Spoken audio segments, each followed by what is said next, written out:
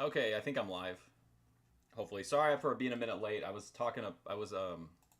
recording some videos. I did a review in character as vegan patriot.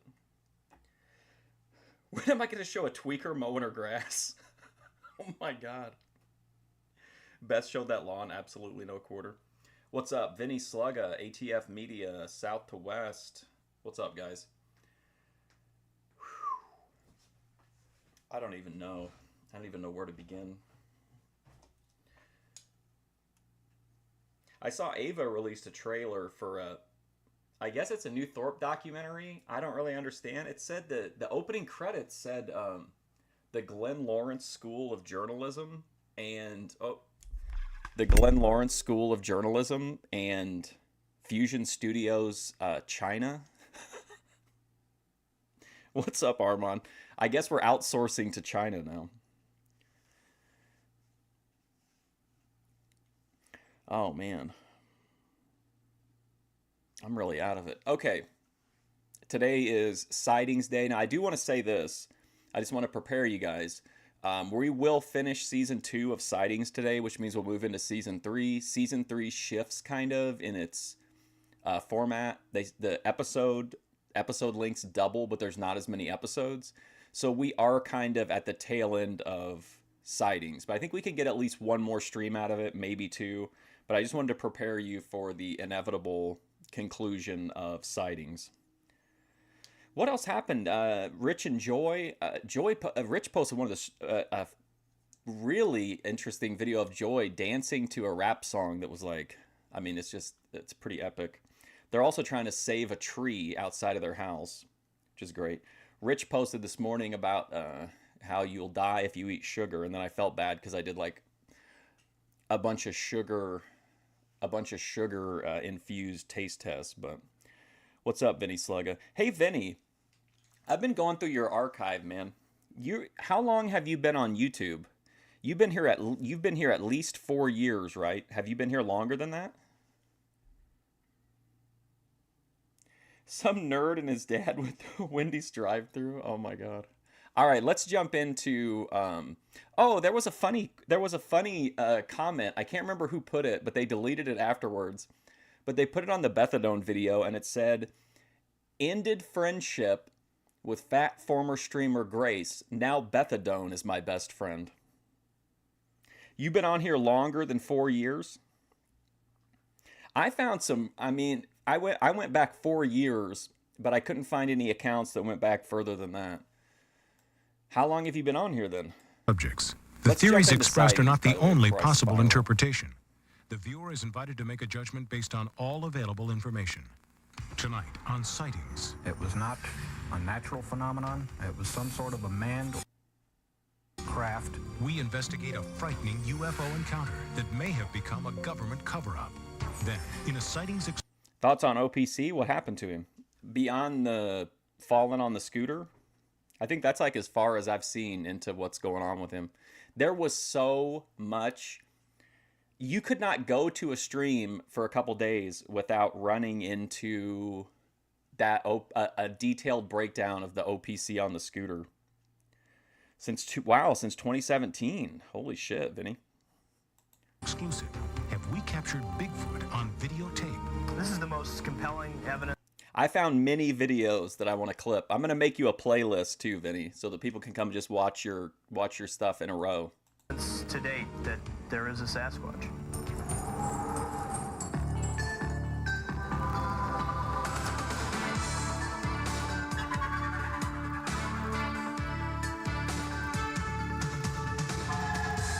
Did something happen to him after the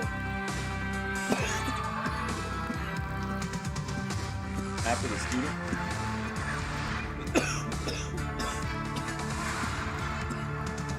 Also, please don't judge that I'm using a Mont Blanc jeweled cup. I had to for the taste test, and I had some soda left.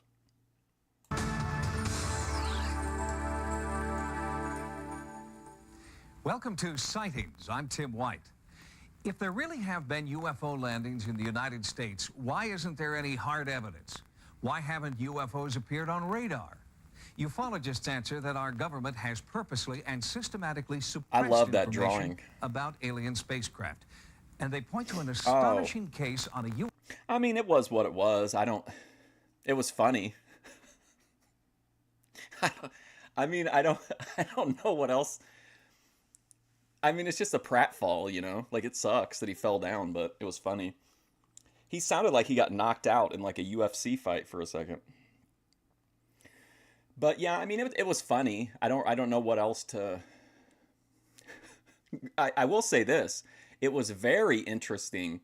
While that really wasn't super interesting, the aftermath of it to me was incredibly interesting because we got to see what would happen if Grace, like, if you had to rely on Grace and Ben Thorpe to save your life. Like, we at least got a glimpse into, you know, what that might look like, which was pretty cool. Used to watch this every Friday.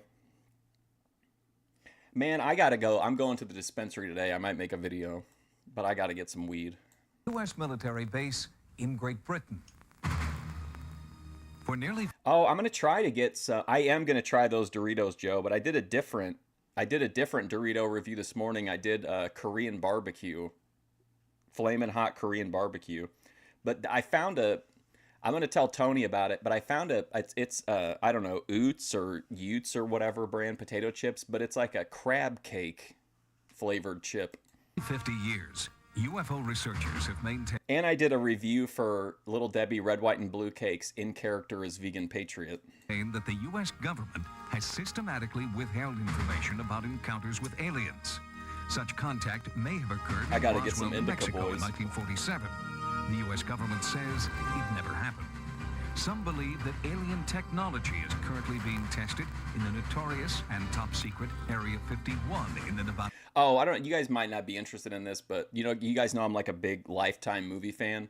I watched a movie a while back, like it might have been a couple years ago. It was called My Child Has My Doctor's Face.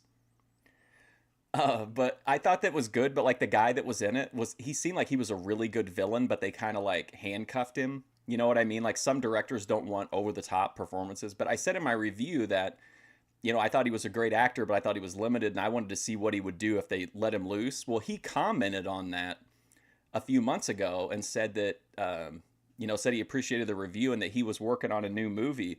And I watched it, and he is absolutely unhinged in it. It's fantastic. It's called Murder at the Derby. On a desert, the U.S. government refuses to comment.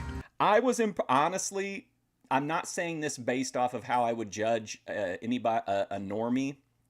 I think Grace did pretty good. She at least seemed concerned at times. Ben, I mean, you might as well just told him the sky was blue. He just completely didn't care. He's like, oh, no, he's moving. It's fine. But under the authority of the Freedom of Information Act, previously classified documents have been released. They shed light... It puts a new spin on potential collabs, for sure. ...on what may have been an intentional U.S. government cover-up of UFO contact occurring in England in 1980.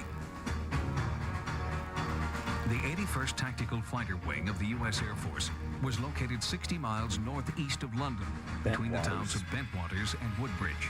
It was here on December 26, 1980, members of base security claimed to have witnessed one of the most bizarre events in UFO history.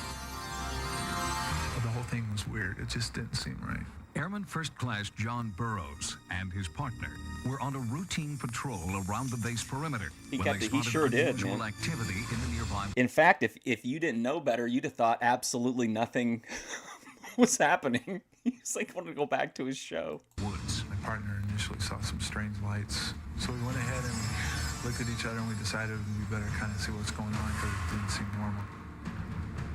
At the very same moment, the control tower at London's Heathrow Airport reported the sudden appearance of several unidentified flying objects on radar. I think... Hold on. Okay, I kind of get why you would have the doors locked if you were just in a random place, but like, why did Ben have the doors locked and it took like 2 minutes for him to open up the doors? What was going on in the RV? If we would have been armed, we might have... Can you imagine if OPC Don is bleeding out at a skate park and Ben is gooning in the RV? It takes him a while to get the door open. Been fired on it. I mean, it really, there was whatever it was, scared us. I was going to bed and through the side windows here. There he is. I saw these lights. Local resident Jerry Harris was one of a handful of civilians who reported strange phenomena that night. He recalls the encounter. Well, they moved sort of sideways, this way, and then they'd go down and they'd come back up again. And most peculiar. The next morning, British police investigated the area around Look at the alleged British sighting. police. They're They looking for found Ben up 3 in the circular trees. impressions in the ground, exactly 12 feet apart, forming a perfect equilateral triangle. The surrounding trees had been damaged. It looked like something had landed there, came straight down Robert through the Ball. trees, and rested long enough to Interesting leave hair. 3-4 inch indentations in the ground. I was kind of hoping we'd go out there and we wouldn't find Cheers. anything. And we just, it'd be like, Look at this guy. because if you can't explain it, it bothers you. He seemed like the kind of The guy next that would night, really like strange try lights to were reported rip again. people off on Deputy a Base construction Commander job, Colonel Charles or like a Holt kitchen quickly remodel. assembled a special investigative team to search the woods. Lights were observed moving in geometric patterns, mainly in squares, everything traveling at right angles. They'd go for a set distance and then... Did you notice do a they sharp wisely left panned or the right camera bank. down to not show his hair? Colonel Holt and his team not only witnessed the light phenomenon, Colonel Holt. but they were also able to document their sightings on film and audio tape. Listen to part of Holt's recording at the scene. Here he comes from the south. He's coming toward us now. Oh, real footage, real audio. There used to be a beam coming down to the ground. This is unreal. 330, 0330, and the objects are still in the sky, although the one to the south looks like it's losing a little bit of altitude. We're turning around and heading back toward the base. In the distance, you could see lights flying around. Look and at you that could see shirt, like wow. a stream of white light that came down to the ground. Soon after that initial Yes, sighting, yes. another He strip looks like the kind of guy that would come by and be like, "Hey, my crew's in the neighborhood, and we're already doing we're sealing your neighbor's driveway," and then they just stiff you on it. UFO appeared to the airmen, a single red hovering light. We followed it for quite a distance, 2-3 miles. All the time it stayed just a bit ahead of us. Genie was Then tongue the most punched an extraordinary alien. event of the night occurred. It looked like a shaft of light came down from the sky. It was Shaft momentary. came down. Couldn't have lasted more than 5 seconds. But I observed it, Colonel Holt observed it, and the 2 other individuals with us observed it. It was like, it hurt your eyes almost. It was so bright. Because of this inexplicable encounter, a special unit from European headquarters was dispatched to Bentwaters to take over the investigation. Mont We were told Blanc, that baby, look at these. whatever we saw out there from then on, we were not to call in on the radio or report in, that people were aware of that something had happened or something could still Hey, be Travis going on. The team confiscated all physical evidence of the encounter, including Colonel Holt's tape recordings, films, and memos. All of that material was gathered up. It was considered technical intelligence. Therefore, it went to Ramstein Air Force Base. Ooh, cool. Now Remember them? retired from Remember that Army band? intelligence, Clifford Stone was stationed at Hanau, West Germany at the time Cliff of the Stone, what a Bentwaters great name. investigation. According to Stone, news about the UFO landing spread Chuck like Norris wildfire. is I know Cliff that Stone They in considered that craft to be under intelligent Bentwaters. control, and they did not consider that intelligence to be of this earth. With so many credible witnesses, there's little doubt that something anomalous occurred that night. But what was it? There was no doubt it was an unidentified flying object, which is what a UFO is. The blue lights that we saw and what they were capable of doing could lead you to believe possibly that they were intelligent. It was not a natural phenomenon. It was some sort of a manned or unmanned craft, and it was being controlled by someone. Despite so much eyewitness testimony, skeptics maintain the encounter was not the result of otherworldly phenomena. Let's say that this wasn't a UFO incident. What is it that can cause highly trained Air Chuck Force DeCaro. security policemen who are armed to the teeth with automatic weapons, grenade launchers, Hey, pistols? Russell Plunge. Bring me What can DeCaro. cause them to That's what I say if run shit away gets serious. from a light in the woods? Chuck DeCaro was a Defense Department correspondent for CNN who traveled to England Well. to research the Bentwaters incident. He's heard many explanations for the strange lights. This was an important base. It had a nuclear weapons storage dump. If these guys were hallucinating, as some debunkers have claimed, what were they doing Debunkers. guarding those self-same nuclear weapons the next day and the next week? Others have speculated that the UFO was a top-secret U.S. military aircraft, used to test the responses of base security forces. We exercised on a regular basis through every possible contingency at the ground troops, and there was no need for the Air Force to come up with something extra. There is another possibility involving technology known as psychotronic or radio frequency weapons. There are those Psychotronic is such a cool word. They use it a lot to describe like psychotronic. Whenever like film people talk about psychotronic, it's almost like the cinematic version of Boyd, if that makes sense. Like really crazy, out of the norm, like creative, but maybe terrible. You know what I mean? Like, but like really memorable, creative, like surreal kind of stuff. I don't know how they reference it in the UFO world. Experts in the area of radio frequency weapons who say that RF energy can be delivered in such a form as to have an effect on human psychology or physiology. Sightings of unexplained lights identical to those reported at Bentwaters had also been reported in the former Soviet Union. Experts suggest these reports may be the result of experiments using similar weaponry. Unfortunately, none of these theories can be fully explored because the U.S. Air Force has refused to acknowledge that any encounters occurred. Some believe... Okay, so the official stance is a full denial. Then you know who we need to consult on this, who's a UFO expert and a former United States Air Force veteran, instructor, Jedi Joy. There's been a cover-up. She'll tell us the truth. I ended up going to Korea, and I can't prove it, but I really wasn't due for an assignment, and they kind of got me out of here in a hurry. Any attempt to gather... Wrestle Plunge, exactly. Yeah, for sure. Yep. That's right. Megadeth had a song called Psychotron. What's up, Jeremy? What's up, KP? Physical evidence at the site is now impossible. The alleged I love site Herschel has been Gordon Lewis. destroyed. Oh my God, I'll be right When our back. sightings crew visited Bentwaters, this was all that remained of the woods. All that there, yes, the whole lot, 10,000 acres, was absolutely devastated. British UFO researcher Brenda Butler has been investigating the Bentwaters sighting since 1981. She claims that her efforts have been sabotaged by the U.S. and British governments. The Ministry of Defence have been on to us, telling us to keep quiet and, you know, not to say anything about it. What we can't understand is why this case, when all the other cases we've been on, we've been allowed to talk about it. I have no doubt that our government and other governments are withholding information. They don't know what's going on, or if they do, they're not willing to share that information with the general populace. And sooner or later, it's all going to come out. I still have this thing. Somehow it made it through all the moves and my battles with various villains. The gigantic, like, huge Herschel Gordon Lewis box set. It wasn't until one of the base commander's top secret memos was released in 1983 that any information about the Bentwaters UFOs was made public. The U.S. Air Force still refuses to comment. Could it have been a weapons experiment? Possibly. Beautiful backdrop. I just noticed a visitation from a UFO? Possibly. Is there a cover-up? Probably. Is there more to come from the Bentwaters incident? You bet.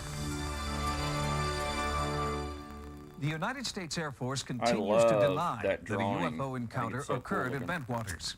Without the military's cooperation, the documents obtained through the Freedom of Information Act remain just one more tantalizing clue for scores of conspiracy theorists. They remain convinced that the government has top secret UFO information and plans to keep it that way. Coming up, is this really a Bigfoot captured on videotape? Nice. This is the most compelling evidence to date that there is a Sasquatch. A Sightings exclusive next. Well, I wish I would have known that. I would have put that in the title. Whether you know it is Sasquatch or Bigfoot, there is evidence that points to the existence of an enormous creature, half man, half ape, that could be the elusive missing link.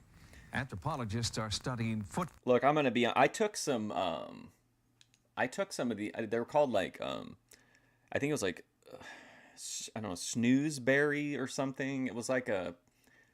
It was mostly THC, but then if you know what CBN is, I also had CBN in it, which like helps you sleep. And I took it to help sleep, but it like gave me like kind of a hangover, so I'm like a little bit laggier than normal. Prints, handprints, and now a new film exclusive to Sightings that appears to some to be authentic. Serious researchers won't give up their quest for proof that Bigfoot is a living, breathing creature stalking the woods of North America. Sightings has brought you startling footage before, and now a surge in reports brings new information about this elusive monster. There are new eyewitness accounts, plaster footprints, photographs, and this exclusive videotape. This is the most compelling evidence to date that there is a Sasquatch. Researchers have now discovered what they believe is a pattern of Bigfoot activity, concentrated in eastern Washington state near the Idaho border. With over 50 sightings in the past year, local police here take Bigfoot reports seriously. One officer, Michael Bisbee, took us to the site of his own encounter. Early evening, about 6:30, 7 o'clock, I was on patrol in an area known as McCormick Ridge. And this big black object was walking away from me, walking into the timber. I really didn't know what it was.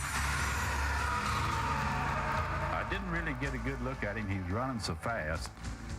There's no human could run that fast. My boss got nervous, you know, and after we started working again, he was worried about it trying to sneak around and trying to come, you know, do something to us, you know. Sneak attack is what he said. Based on the high concentration of sightings here, our investigative team mounted an expedition into the area, headed by researcher Cliff Crook. Cliff and his partner Dean Smith believe that only a small, unobtrusive team would have any chance of capturing a Bigfoot on film. It was just this kind of expedition, led by Roger Patterson in 1967, that resulted in a startling piece of evidence. This 16mm film is believed to be the only authenticated Bigfoot footage to date. Patterson's partner, Bob Gimlin, was there. When we came upon the creature, it was standing still by the creek. It immediately turned around and started to walk away. There is no way that this could ever be falsified or any man could be in a suit because of the movement of the muscle underneath the hair. The Patterson film is the second best evidence after some footprints. Professor Grover Krantz heads the anthropology department at Washington State University. His scholarly research concludes that Bigfoot is real. This is one of the most interesting ones. It's a 14.5-inch track. It shows what we call dermal ridges, the little fingerprint type ridges. And these have been studied by police fingerprint experts, and no one's found any flaw in any of them. This one is the imprint of some knuckles of the right hand. You can see it's substantially larger than my hand, and this is the thumb over here. The individual apparently stumbled, hit the hand on the ground, and left the imprint, and the cast was made of those 4 digits curled around, and the 5th digit, the thumb, coming out to the side. Right here is the thumbnail, the edge of the thumbnail. Professor Krantz divides his research time between lab study and expeditions into the field. He is constantly searching for new evidence to support his theories. His findings indicate that Bigfoot is nocturnal, a creature of the night. Sightings brought a specially equipped starlight filter into the research area. We hope that this night vision feature would increase our chances of finding an actual Bigfoot. Unfortunately, bad weather forced us to end the investigation before any sightings occurred. Soon after our team left the area, an anonymous videotape arrived with a Washington State postmark. There are those who believe this is actual footage of a small, possibly female Bigfoot. The creature appears in 2 sections of this VHS tape. The tape is played in its entirety. Here, the supposed Bigfoot moves behind some trees and then, unexpectedly, turns toward the camera. Washington-based photo analyst Mike Stusser studied this videotape for sightings. The most compelling evidence in the tape is as simple as a head turn. Okay, sorry. I'm back. In hoaxes, you see an animal. Does it have orange hair and someone in a suit move with their head and their neck? And real big feet, the biggest. Move as a gorilla with their entire torso. You've never seen anything like it. Move similarly. The typical ape posture has the shoulders carried very high and the mouth and the jaw is lower than the shoulder. So if an ape wants to turn its head, its jaw runs into its shoulder. The creature that Patterson watched turned its head, and then the shoulder went with it in what you just as what you would expect with an ape. In the Patterson. Okay, so I'm not trying to shit on people who believe in Bigfoot, okay? But we do know now for a fact that that video was a fake. Like, no matter what, the guy admitted it. So, what do you think, like, and obviously it had no impact on the Bigfoot community, it's cognitive dissonance, but, like, it's interesting to go back and watch these videos, watching something that's an obvious hoax, like an obvious troll, and he's, like, really, like, some of these people, like, they've dedicated their lives to this, in part because this guy made a fake video. Like, that's amazing. In footage, you can see that the animal's walking straight forward, but then when he turns to see the cameraman, his entire body, his torso and all, moves up and to the right. No, it's fake. The guy left a note when he died. Like, he spelled out the entire, like, scam. Here in the most recent Washington footage, you've got the animal crouched in a clearing here, and then as it starts to look towards the camera person, its entire torso comes up and to the left. Its whole body, not just the neck, but up and to the left. Very similar to the Patterson. I definitely want to get into some, well, I was thinking about, did you guys ever watch the show on Hulu, Bigfoot? It's not so much exactly about big feet, Bigfoots, but, like, I thought it was an interesting show. Plus, it's about weed, which I like. Weed and Bigfoot footage. Is this evidence of the legendary missing link? Experts are divided, but they all continue to gather evidence. Although there is no proof positive that Bigfoot exists, to many the circumstantial evidence is overwhelming, and researchers remain dedicated to finding that one piece of hard evidence. F-Wood, we need to take this topic to Lowe and let Lowe decide on Lowe and Joining us order. now is Richard Greenwell, Secretary for the International Society of Cryptozoology. Richard has conducted numerous expeditions in search Back of when Bigfoot crypto was cool. and the Loch Ness Monster. Richard, thanks Oh, for look joining at this us. guy. You've had a chance to look now at the new Bigfoot footage. What do you make of it? Is it the real thing or a hoax? I'd say probably a hoax. Richard Green, well, I guess. For one thing, the supposed creature Sasquatch looks sunset. very much like a costume to me. Its gait and movement is wrong. The gait is very human-like, and the movement is very slow. What else would you need to see to be sure that one exists? Well, the only evidence that's going to convince the zoologists and the anthropologists is physical remains, bones, or a part of an animal, or a complete animal, dead or alive. That's the bottom line. Is there any sort of photographic evidence or videotape evidence that you would find persuasive? If there was film footage that was in conjunction with okay. extremely... I don't know when we might... There's probably not a better show to talk about a UFO issue than Sightings, but have you guys read that there's one of the regular UFO guys is saying that, like, he knows that there's going to be, like, something really terrible that happens in 2027, like an end of the world scenario, but he's not allowed to talk about it because of a governmental NDA. If the world is ending in 2 years, are you really going to be worried about an NDA? You know what I mean? Like, I just think that's such a weird way to approach it. Only good eyewitness testimony from reliable people, then that would be a very strong case. Otherwise, this guy role plays as a Bigfoot. videotape that comes is it 2029? Who took it or is questionable, has very little There's value. so many. If you were a betting man, Richard, what would you... We're in a real societal, like, kind of like flux right now. And if you look back through history in these times, and they talk about it in a lot of cult documentaries, but I actually talked to Jedi Rich about this not too long ago. We're moving into this period of, like, severe social and, you know, uncertainty, and that's when cults really thrive and weird shit thrives. Like, that's why I think this summer is going to be, like, really unchained. But I just think, like, there's so much crazy stuff going on right now. I think we're going to see, like, the rise of a lot more, like, weird people and weird cults and stuff.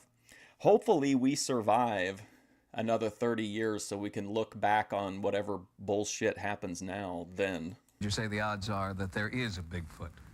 Well, I may get into trouble for this, but I'd say, in my opinion, based on all the evidence I've looked at, hold on, let me look, Joe. Reports, I would say that the odds are just over 50% that there is a living 50%. Sasquatch or Bigfoot. Richard Greenwell, thank you very much for being with us. And we will be back with more sightings in just a moment.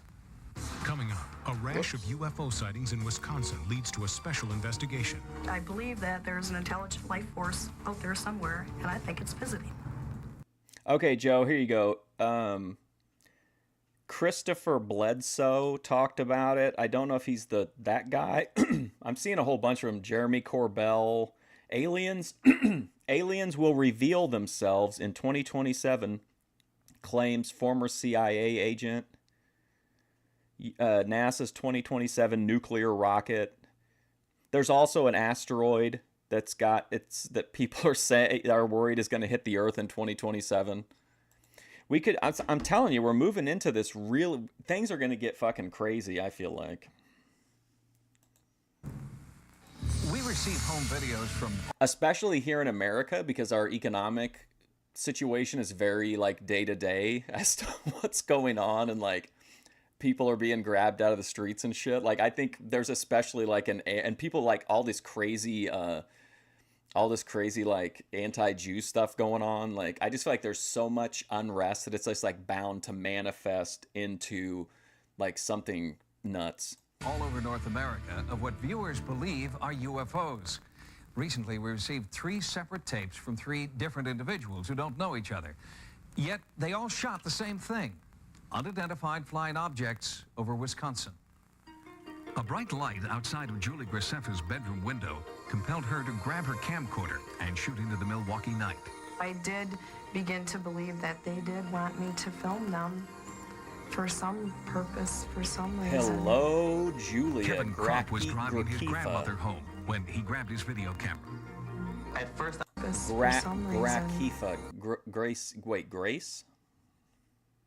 For some purpose.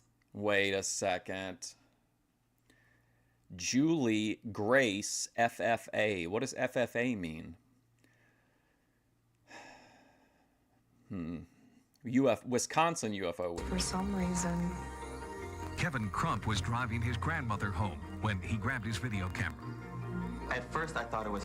Also, and I don't think it's probably, the wheels probably, I don't know when the Texas ban goes in, and I think other states, I don't know how long they take, but the states that are trying to block to where you, like, you have to put your ID to get onto social media, like, that'll make things interesting too, because there'll be, unless the average person is not going to use a VPN because they don't know and they don't understand that shit. So, like, I think some people will just be, like, off social media, which would be interesting to, like, an interesting dynamic. It was a plane, but then when I slowed down and we looked, it shot out a blue light out of the back end. Kevin Crump! Hell yeah, man. Kevin Crump. And we knew. Salute to Kevin Crump. Then. Is that the same Kevin that Grace met up with? Couldn't have been a plane. A friend's phone call sent Beaver Dam resident Carol Putz into her yard with camera in tow. I believe that there's an intelligent life force out there somewhere.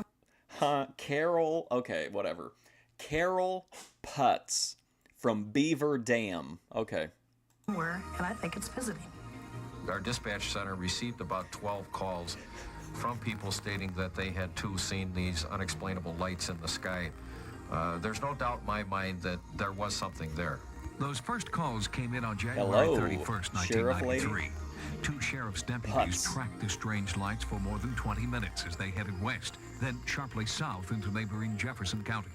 These are fake people. Recent sightings in Wisconsin are credible people seeing Look at that mustache, things. Ben Thorpe. And it's also an added plus when the individuals that are reporting are trained observers. I believe the credibility of the people. I believe my deputies that they did see something. Beaver Dam. It's unexplained at this time. And as far as I'm concerned, I won't close it out until we have an answer to it. And if that answer is visitors from another planet... I about said, where do I need to go around here to get some beaver, to find some beavers? At least one witness welcomes the possibility of an alien encounter. Oh, a community. Who says we're the only life forms around? Something or somebody living has got to be somewhere else. You know, we're not that special. The number of sightings in Wisconsin has caused some residents to believe their area has been chosen for a close encounter of the third kind. I don't want to be alone in it anymore.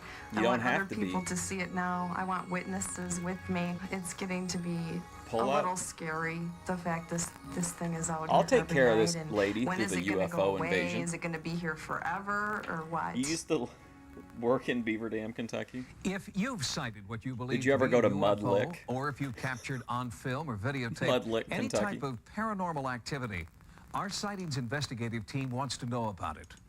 If you've had a paranormal experience, call the Sightings hotline at 1-900-740-SIGHT. That's 1-900-740-SITE. Each call 75 cents a minute. Average call lasts 2 minutes, and you must be 18 years or older.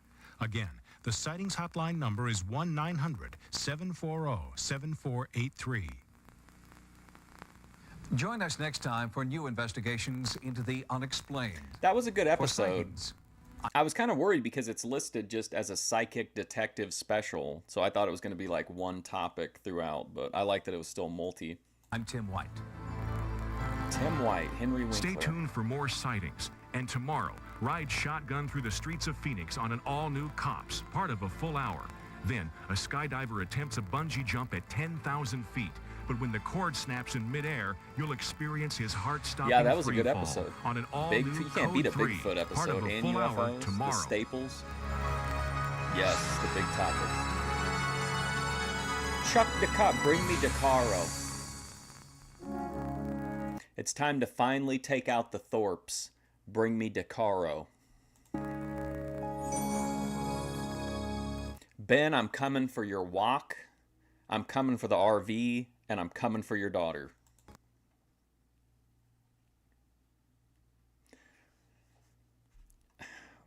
Do I gotta press play on this shit?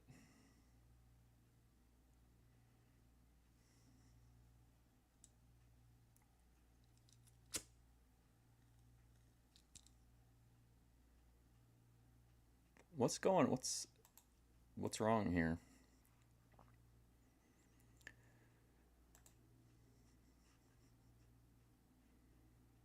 Hang on. Program deals with controversial subjects. The theories expressed are not the only possible interpretation. Topics. I don't know why it's not loading up this next episode. We saw Psychic Detective, Paranormal Investigation Special.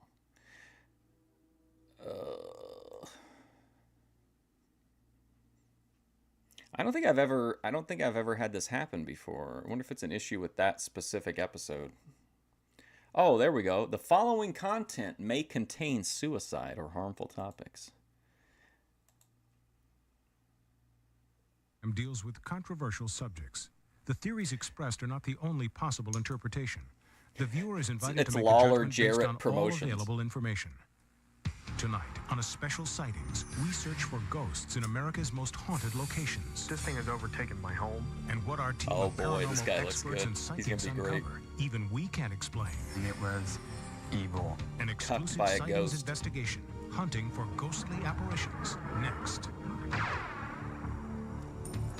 Whoa, did you see that?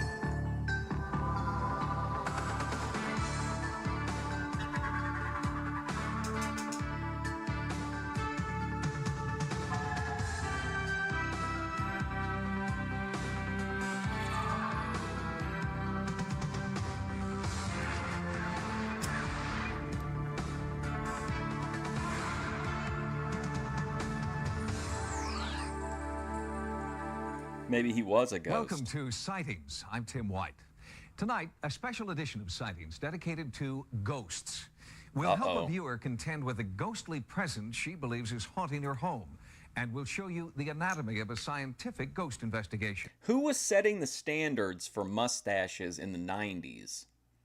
What was a 90s mustache like? Like, obviously, 80s is like Tom Selleck, Chuck Norris. Who had the 90s mustache? We need an expose on Paro. King needs to get his accusers together, block their faces, and change the voices. We need the girls in the receiving end of King's complaints. I don't really know much about that, Junk. Is it that, like, that Paro is, like, is being kind of, like, aggressive with some of the girls, or what? But first, a trip to 100-year-old Manresa Castle in Oh Port Townsend, shit, Washington, Manresa the Castle. former Jesuit seminary, where people try to make contact with what they believe are the tortured spirits of the dead. Oh my God, imagine clapping it from the back at the Manresa Castle. It's not unusual for Seattle-based photographer Steve Holderman to bring his cameras here to the Manresa Castle in historic Port I'm Townsend, hyped for this Washington. The castle is over 100 years old, but Steve doesn't come here for the architecture. We came to the castle today to try to capture ghosts. We wanted to see images on film that we can't explain. A paranormal agenda is quite common for the guests at the Manresa. People come from all over the country because they believe the third-floor castle turret is an energy vortex that allows spirits to travel between Oh shit, dimensions. vortex.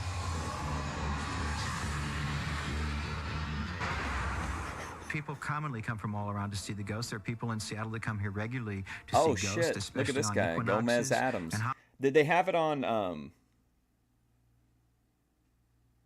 you time traveling? No, we definitely haven't seen this one. This is season 2, episode 23. They might have visited this location. I'm not sure. They had an epic rant on Lolcow Rejects. What's up, Avery? Halloween night, you will always find somebody occupying 306. The third floor of the Manresa Castle is supposedly haunted Manresa. by several different ghosts.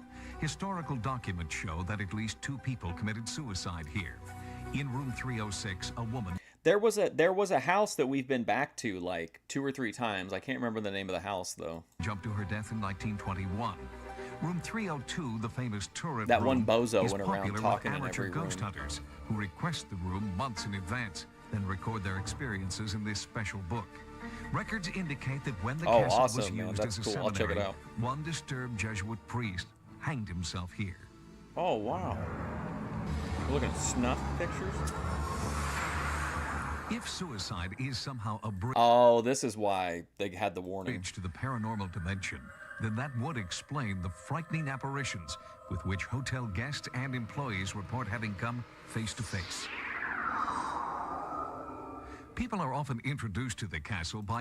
Have I thought about doing long form interviews? Yeah, I mean, I tried to do one with Grace, and it wasn't that she didn't want to do it. It's just that Grace is hard to like pin down, no respectfully, to for stuff like that, because she's all like has kind of an odd sleep schedule, and I have an elderly person sleep schedule. But actually, you bring it up, I'm having a private Discord meeting with Bethadone today. But I don't know if we're going to record anything, but we might, like, she wants to be interviewed, so, like, assuming everything goes okay technical-wise, there might be, like, a Bethadone interview. by newspaper accounts or from former guests. Rod Freeman and Sue Johnston come here regularly with their teenage sons and their friends. They all claim to communicate with spirits through their Ouija board. Definitely the darkest feeling that comes out is this Jesuit priest. We decided to ask him for page numbers in the Bible because that's easy to get through the Ouija board. There's Rod low numbers Freeman. there. Sure enough. Okay.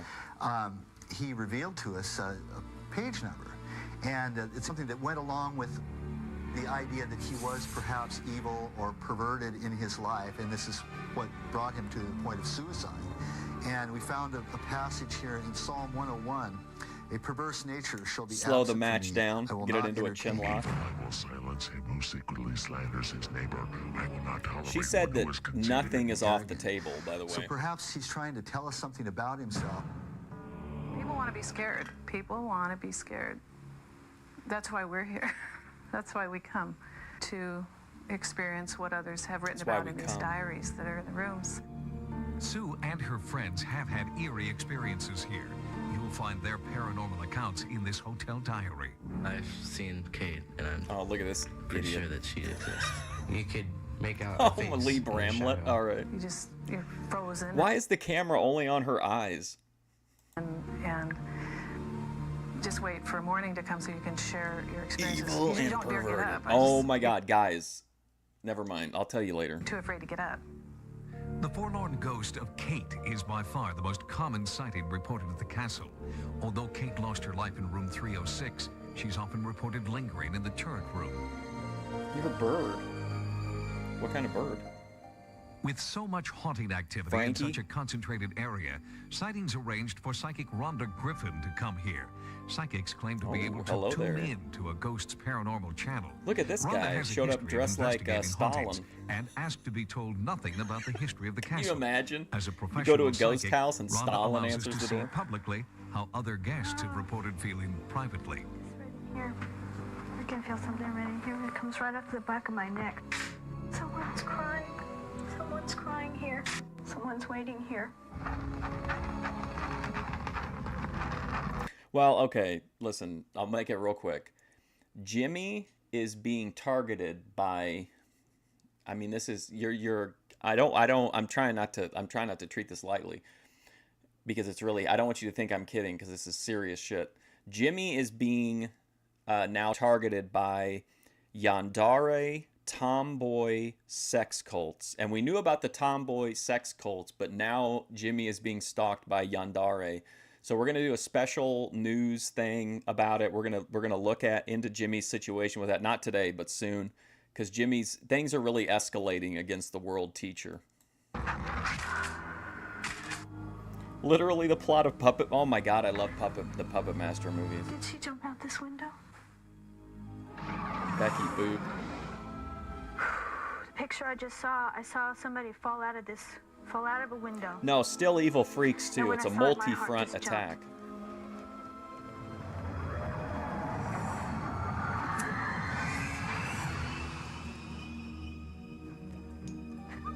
Rhonda claimed to be tapping suffering, into another man. He's in dimension. hard With great times. emotion, she was able to articulate the Hard tremendous pain times, and baby, suffering when she you're felt sitting in your reliving car in Kate's Fresno and suicide. you're getting attacked by the Rhonda was Yandere, describing in baby. great That's detail hard shocking times. events that other guests had only reported seeing briefly. The psychic energy Rhonda was experiencing Hard led her times down when you the two hallway with to the isolating, turret room. fenthering, and terrorizing your ass, and you just trying to make I'm feeling a little an bit of energy money. vortex coming right down And then through they the kicked center you on of the this. ass and told Now, you a AI lot of shorts took times your the way job, things are baby. built, That's hard they'll help times. to amplify particular energies. Now, most places are built on what's called ley lines, okay? And it's a concentration of energy. Where these ley lines cross is where energy vortexes are created. Rhonda felt that the energy evil vortex freaks was are at its this is their strongest in the final castle's form. attic. Then she began to sense the period when the Manresa was a seminary. It feels like right about here, and I'm like walking through like a time warp, and it feels like I'm going back to another time that this place was very different. The structure was very different. It was used, it didn't have a family. I don't feel a family. Oh, I don't feel a family. The base thought to attract and teach. I despise it in practice. I'm watching a man sitting on the floor. He's isolated. He's alone. He's God, holy. this lady's so dramatic. I see him. He's almost like he's seated, and he would come up here. God. Oh God.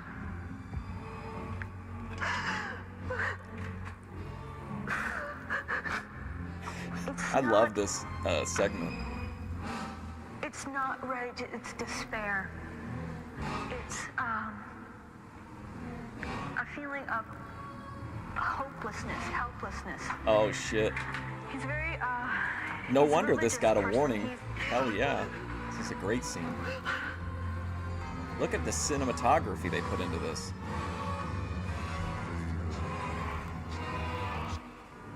I see a body swinging. I see a body swinging. Ben Thorpe, the hanged man, the ultimate symbol of sacrifice. More messages came from the Jesuit priest through Rhonda. They were the very same page numbers for the Psalms that Sue $250. Johnston reported finding on the Ouija board. Do you guys ever watch the videos where Maven talks about how much money he makes for doing different things? He made $2,500 for doing the Dark Side of the Ring. That's not bad. Before. 103. I mean, I think they did a good job with it for being the 90s TV show. Bless the Lord, all my soul, and forgive not all his benefits. Who forgives all your iniquities, who heals all your diseases, who redeems your life from the grave, who crowns you with loving kindness and You watch someone do this, and you have to think in the back of your mind, well, this could be some kind of a put-on type of deal. I don't know. I was going to ask something, but I feel like it'd be in bad were taste. Unexplainable. And how'd you come up with the page number in the Bible? I can't explain that. No one else can either. It just happened. After taking over 1,000 photographs at the castle, Steve processed the film in his Seattle studio. Using 5 different types of black and white and 3 kinds of high-speed color film, he discovered something he can't explain. This was taken on the same camera, the same film stock. This is just the first frame, this is the second frame. And as you can see right here, there's a weird little bit of density on the film, and I've looked on it with a loop, and I can't tell what it is. And on this one, you can't see it. I just can't explain why this is like it is. Some experts claim that this optical phenomenon is typical of other ghost photographs. The castle seems to touch everyone who travels here with an... Paranormal experts, what's up, Ember? I have a video somewhere. I don't know if I can find it or not, but I did it's like a, I don't know, like a half-hour walking tour from like 2020, I think, inside of a haunted cemetery. And I do like a bunch of like things you're not supposed to do in the cemetery. Like I sat in all of like the cursed chairs. I sat on like the cursed stairs. I didn't understand which section I was in, and I stepped on a baby grave, and apparently that's like a big no-no. Open mind. Is there an energy vortex at work? Oh, appreciate you, Believers Ember. insist that a trip to Manresa Castle, especially during a full moon, is like taking a cruise to another dimension. Of the thousands of photographs he's taken, Steve Holderman believes the ones he took during our sightings investigation show the clearest evidence of haunting activity. No one's been able to explain. Well, and I think I talked about this, but there was like a really interesting like big like marker. It was like a Carolyn Lee style structure. And apparently it was like some kind of like, it was like a big concrete sculpture of like religious scrolls or something. I thought it was a piano, and so I like acted like I was playing a piano, but apparently it was just like, it was religious scrolls.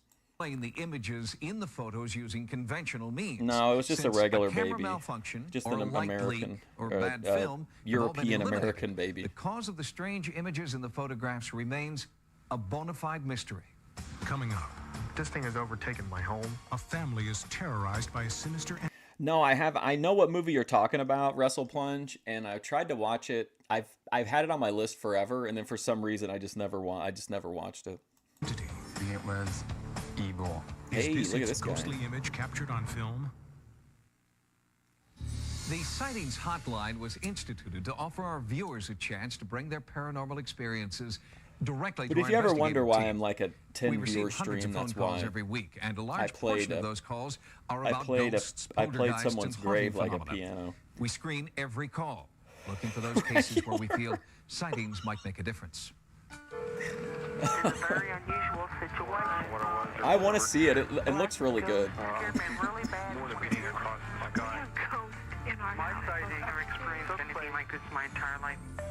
When we first began offering our hotline service, we were astonished at the number of people who called to report haunting phenomena.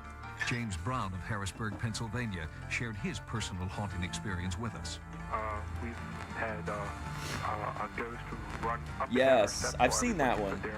That's how I found out about Ghost Watch, was after I saw WNUF.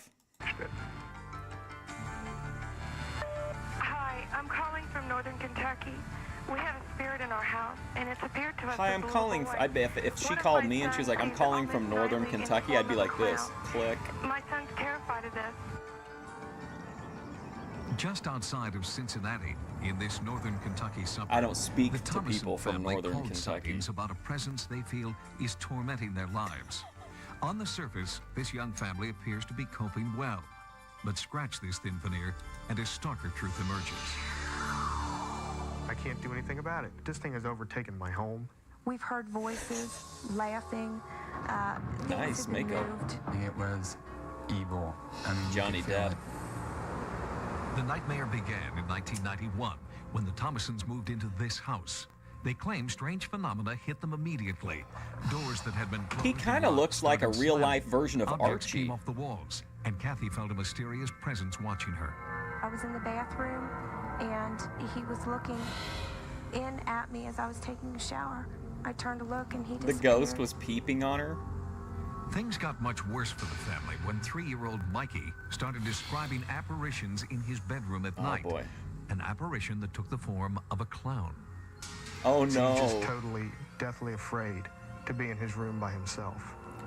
He will sit there and cry and scream that he's scared. This son of a bitch. The clown is in my room. He turned a wand into flowers and scared the shit out of all of us. The cloud is tormenting this family.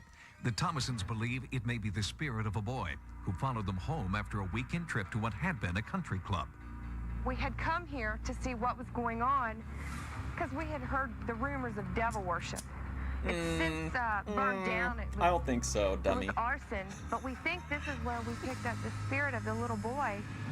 Many Come parapsychologists theorize that spirits can attach themselves to living people for security. But why then would the little boy be tormenting the family? It just seems like it wants We heard us this apart. clown child ghost was tormenting our family because of the devil. It wants me out of the picture.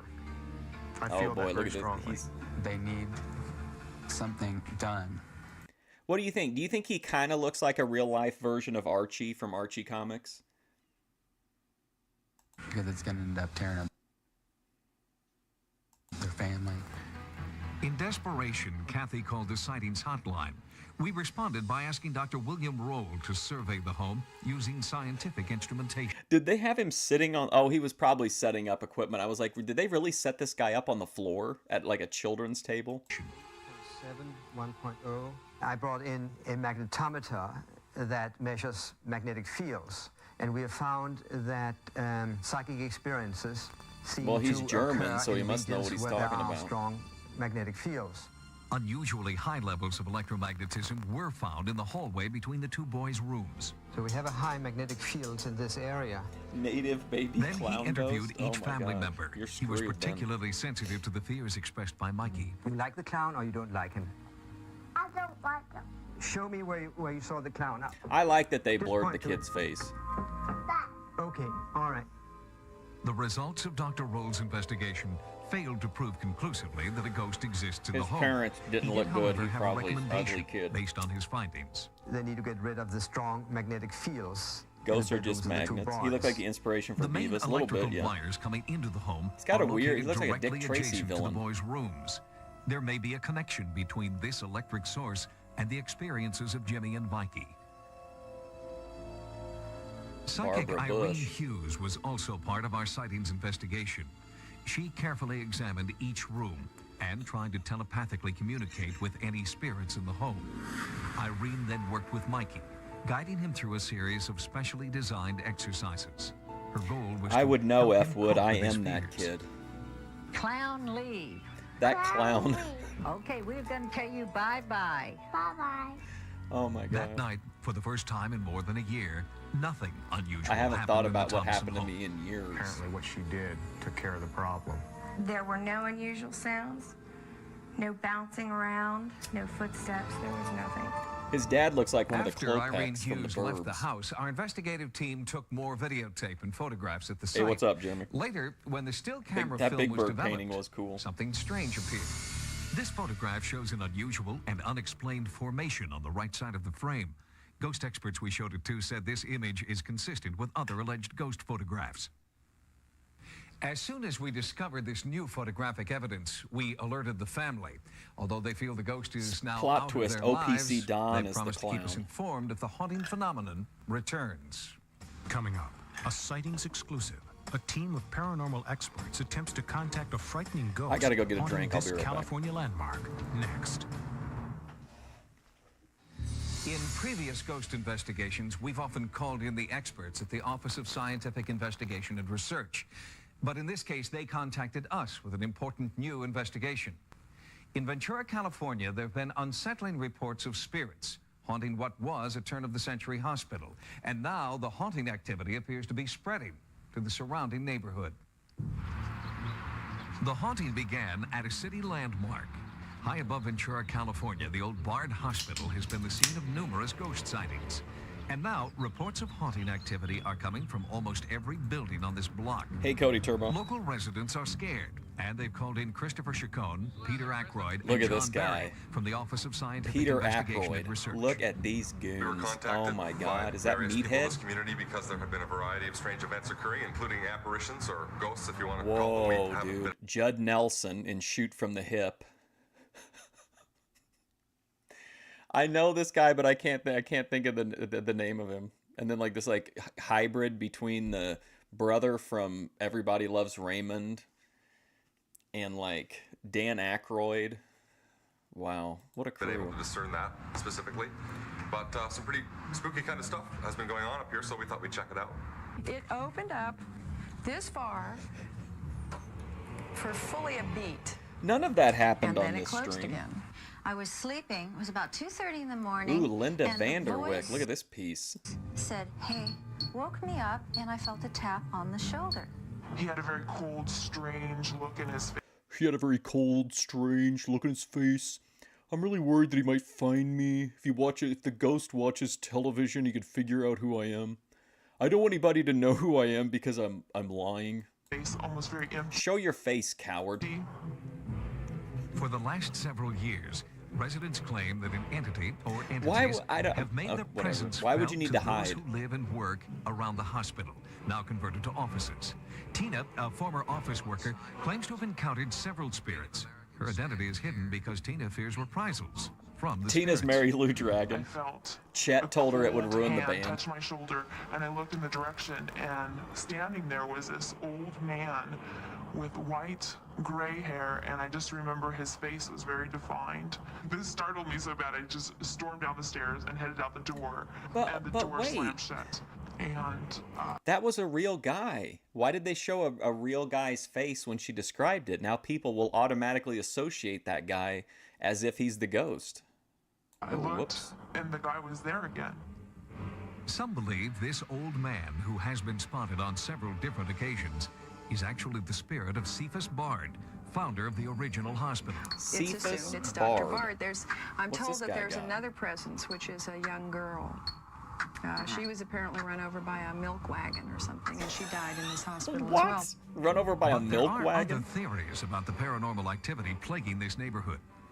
I have found that ghosts seem to be active in areas where you have different Richard Sennett, and he's going to go get his buddy, Don Congress. cultures What a in fake conflict. name. And here we have the Indian people, the Spaniards, Mexicans, Chinese, Spaniards, Yankees, is that allowed? all Can you say sorts that? of different people. And when you have these groups, sometimes in bloody confrontation, that leaves things behind.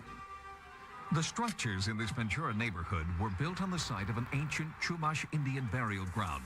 Could this be the source of the haunting? You were walking through the parking lot and you looked over to one side and there was a group of Native Americans standing. Uh-oh. Well, I was standing outside of my hotel room and I was approached by a very tall gentleman and two young ladies. And he asked me if my daughter had considered being on YouTube.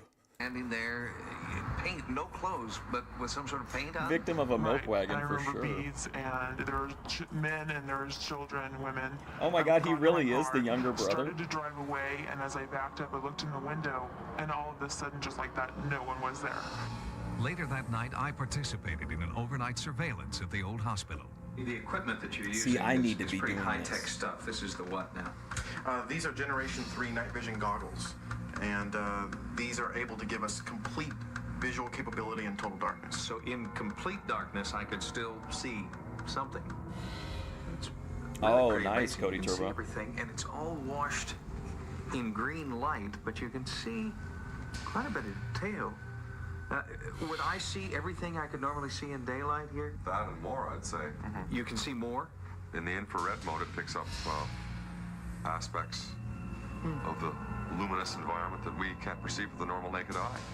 Man, this is fucked up, I think. Peter Aykroyd and the I other don't- members this of feels the weird. It's just a OSIR weird research segment to team me. have conducted over 600 paranormal investigations, and in each case they must find unique solutions to the problems associated with finding ghosts. Selfie This stick. particular investigation is just beginning, and This it looks will like be one of many my more shorts. months before the team can draw any conclusions about the source of the paranormal activity in this neighborhood.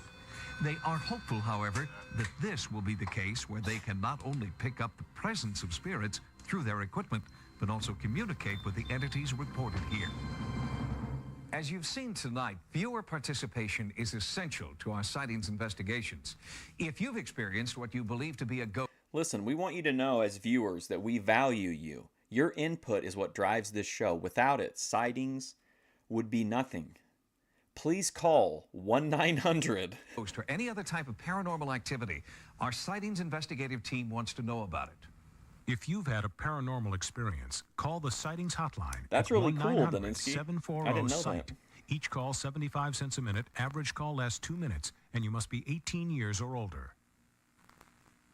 Join us next time for new investigations into the unexplained. For Sightings, I'm Tim White.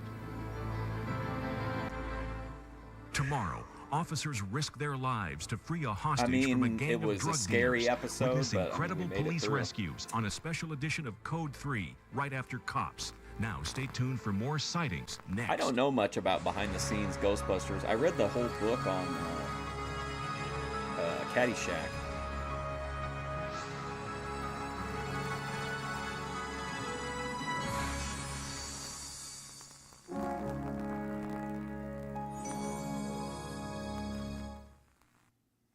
Sinister alien force is mutilating America's livestock.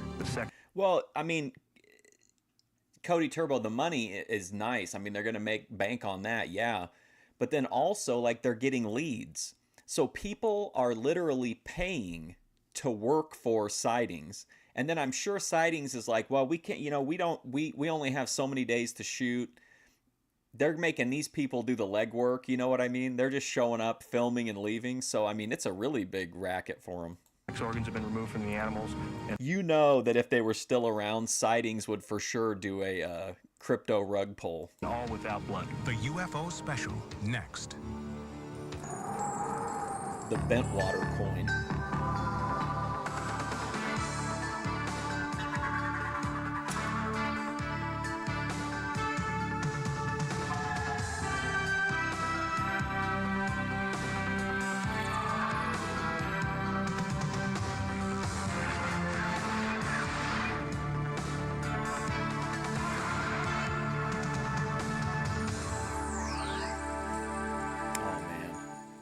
Welcome to Sightings. I'm Tim White.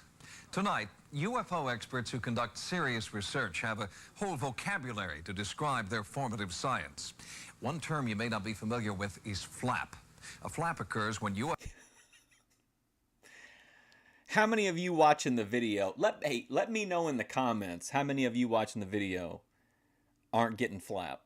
UFOs appear in waves over a specific area for a specific period of time. The appearance of flaps has sinister overtones for ufologists who believe these recurring sightings have a secret and perhaps deadly agenda. All around the globe, there are certain places that seem to act as natural UFO magnets. These areas are attracting flaps, or waves of UFOs, that may last for years. There are hotspots in Russia, Europe, and in South America, the heavily populated city of Sao Paulo has had hundreds of sightings by thousands of people. These flaps have prompted researchers to try to find a common pattern or motive. Anybody who studies this soon becomes almost desperate to understand a pattern or to impose some purpose on the phenomenon. In the United States, sightings are widespread and occur almost nightly. America's #1 hotspot is Gulf Breeze, Florida. Ralph Fuller's sighting in 1988 was among thousands of others, but Ralph was the first to capture a UFO on tape. Out with a 90s I don't know what camera. that is out there over the Gulf, but we just had a real bright That's fair, light. Avery. I think it might be a flying saucer. They seem to spawn. I can just picture Savvy Guy being like, you know, what has having a good spirit done for me? Does having a good spirit get me the flaps? That's foolishness.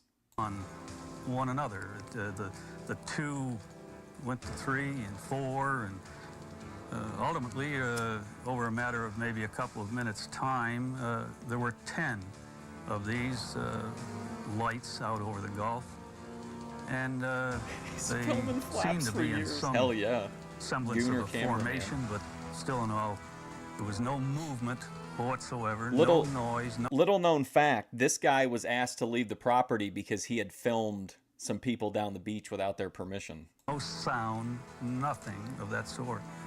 You see nothing but the Gulf of Mexico. The nearest point of land would be the Yucatan Peninsula. And there were no boats or anything of that type in the area either.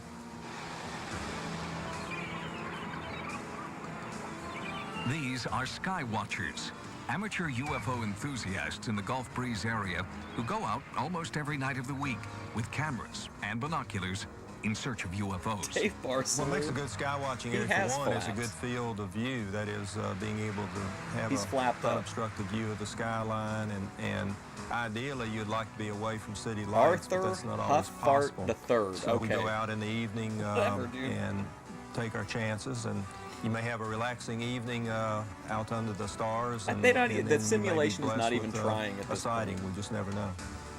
We've seen the amber-colored lights, 8 lights in a perfect circle gliding and performing maneuvers in the sky. We've seen rows of lights suggesting lights perhaps around the periphery of a craft. I love seeing Grace in emergency mode. There are UFO hotspots all over the country. Gulf Breeze, certainly, but also here in New York State near a little town called Pine Bush. And the hotspots here near Pine Bush, according to one scientist, have a very special meaning. Bruce Cornett is a geologist who lives near Pine Bush, New York. whatever. After numerous significant sightings of UFOs near his home, I'm shutting the screen down. I'm over this. With an electromagnetometer. Bruce Cornett. What I found is that these magnetic anomalies are in specific patterns. And all of the UFO activity, the landings, the sightings where they are taking off and landing, when we've been able to identify specific areas, are associated with these magnetic anomalies. Are you suggesting that nature created homing devices deep in the ground? No, I think that it's a reverse. If we are dealing with an alien culture and they are doing something underground, they're using the natural magnetic anomalies to disguise their own magnetic signals. There you go, Daninsky. Who was saying magnets? Was it you? No, F. Wood was talking about magnets. There we go. I knew somebody brought up magnets. Are you saying there are, or could be? Oh no, you're saying same stash. Somebody brought up that ghosts or UFOs were magnets, and I remember it because I was remembering the Insane Clown Posse magnet. Aliens in the Earth? I'm not saying it's certain. It is definitely possible. Look at this goon. Based on what I've seen. Oh my God. Do you realize how that sounds? I don't like the idea just simply because it is so outrageous. Then I would have to also add some of the photographic data that I have that shows, at least in one brought up case, magnets? a UFO Show yourselves. at a 7-degree dive right down into the ground, what appears to be. Ellen Crystal has been investigating the Pine Bush flap since the early 1980s. In her book, Silent Invasion. Have you guys ever seen the show on, I think it's on Showtime, it's called Yellow Jackets? This lady looks like Christina Ricci in Yellow Jackets. She documents hundreds of UFO encounters in the area. Working independently, her findings seem to coincide with those of Bruce Cornett. There's another idiot in the These chat. ships kept coming back to the same fields night after night after night, the same places in the woods. Also, we had experiences where we clearly heard somebody drilling I don't know about in the the woods makeup. at night, and this It's is kinda private throwing me off. property. It seems that there's something being constructed underground, such as an artificial installation of some type. One of the most well-documented sightings in history occurred in Pine Bush on August 6, 1992. Some real mysteries We occurred think in in Pine excess of Bush. 1,000 people may have seen 2, 3 ships or... Okay, help me. Okay, what does this mean? I'm high, so I could definitely be overlooking something, which is why I'm asking you. Multiple witness reports, 68.8%. What does that mean? Multiple witness reports, 68.8%. But what? Like... 4 ships where I took video. Oh, that's always what I think all about the police with magnets. departments Hey, what's across up? It's the me. whole lower New York State area was simply inundated with just hundreds and hundreds of calls. We looked over the top of the trees, and Speaking of EFD, Clarence Crampton Jr. Okay. Whatever. Sightings is such a fucking... It was this object there out of nowhere, this great big object. It was about 300 foot wide, the size of a football field hanging over your head, and about 300 foot off the ground. Now that one I understood because it said like percentage of people who thought that it was mound shaped. We looked at our clocks, and we had 3 battery running clocks, 2 in the kitchen. Wow, Elaine Crampton. Wow. And 1 in the living room. And for some strange reason, all 3 Carlton clocks were Crampton stopped Jr. at the same time.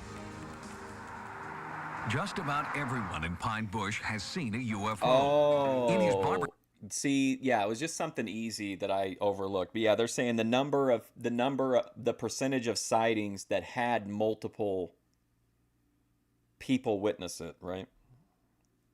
Look at this guy, Cowboy Bill Watts, rolling up. Barbershop Butch Hunt hears a lot of Looks like stories Benny's from dad. eyewitnesses about strange alien encounters. About 60% of the people around here, I think of. But okay, look, I'm just gonna point this out. Okay, this guy's fucking name is Butch Hunt. He is cutting a guy's hair during his interview. This is like such old school boy. Seen something, and some talk about it, and some don't. They're just afraid to talk about it, afraid of ridicule and intimidation.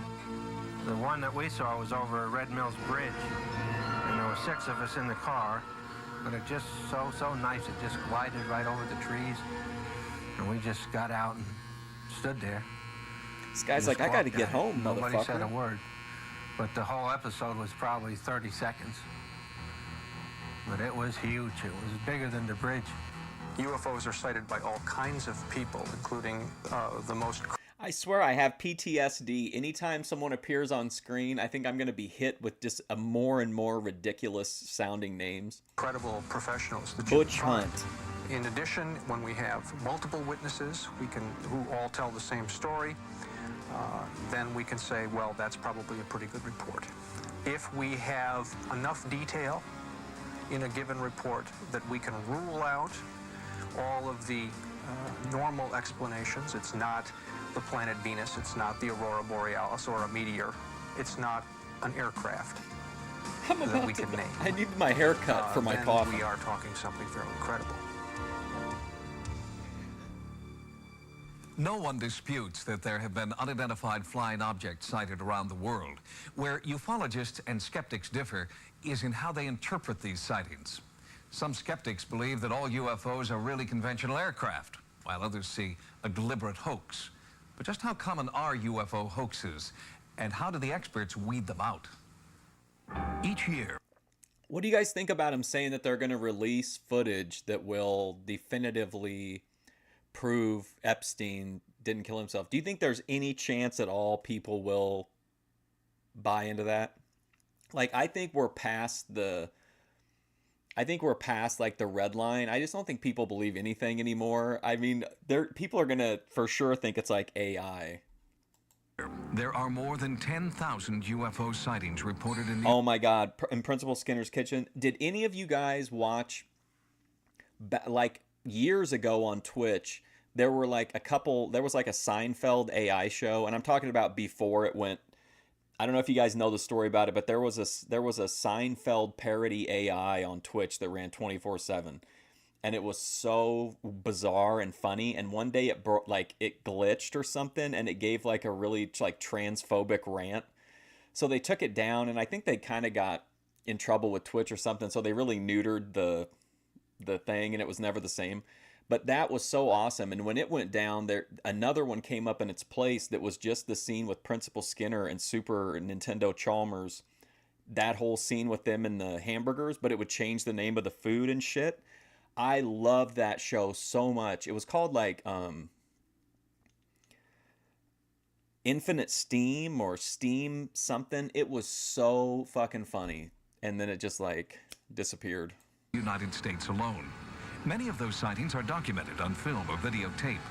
But how many of these sightings are genuine, unidentified, and And there were like tens of thousands of people watching. It was like a crazy experience. Explainable flying objects. Sightings has I'm sure some of it's archived. photographs, films, and tapes of supposed UFOs. That's what I watched the experts before. we use to analyze these reports are very careful in determining what they consider to be credible. UFO photographs that are hoaxed are hard to do. When there are hoaxes, James Dilettaso, Dilettaso,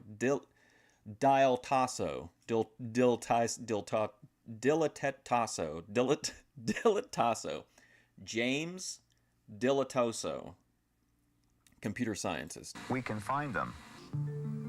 With the use of sophisticated equipment, expert UFO analysts try to methodically separate fact from fantasy, genuine UFO from obvious hoax. There's some basic techniques that are used to hoax UFO pictures. Overlays, pace-up, small models, optical technology, electronic technology. In fact, the library is full of techniques on special effects. Many videotaped images appear genuine, but careful analysis and scrutiny often prove otherwise. This tape received by Sightings was analyzed by Dilettaso. This is a good example of a very well done, well executed hoax of a UFO. You'll notice here on the edges that the edge here, this edge, this disappeared one, like EFD after a bus ticket. Are all the same number of pixels. When they are very similar, as they are in this picture, it indicates that it's a small object close to the camera. Point of the story, this is a model. First of all, they're all potential hoaxes to begin with. So if Colonel the picture Wendell looks too good, Stevens. it probably was staged. Now that cameras are in the hands of the general public and most everyone has one, we are finding that there is an increase in the availability of videos of UFOs. You can't just say, oh, this is a hoax.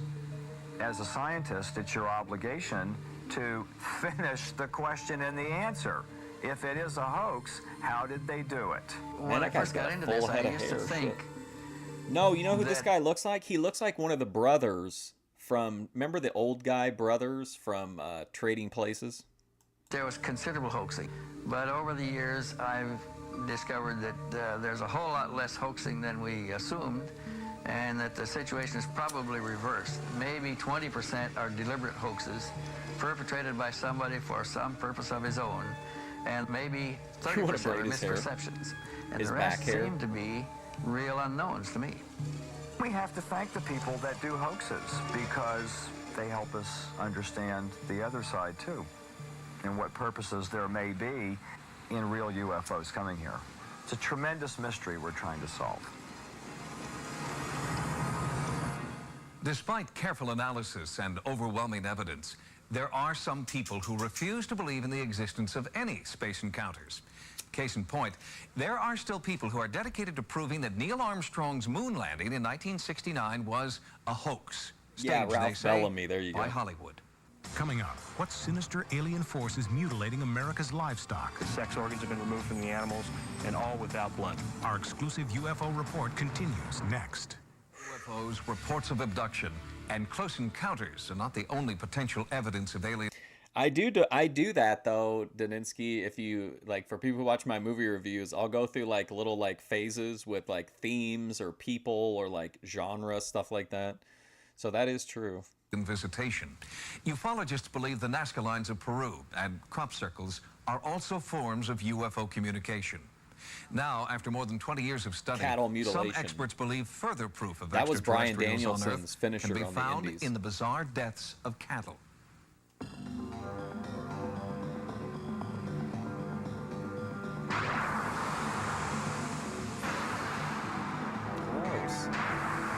The cut on her jawbone was just real sharp, precise cut.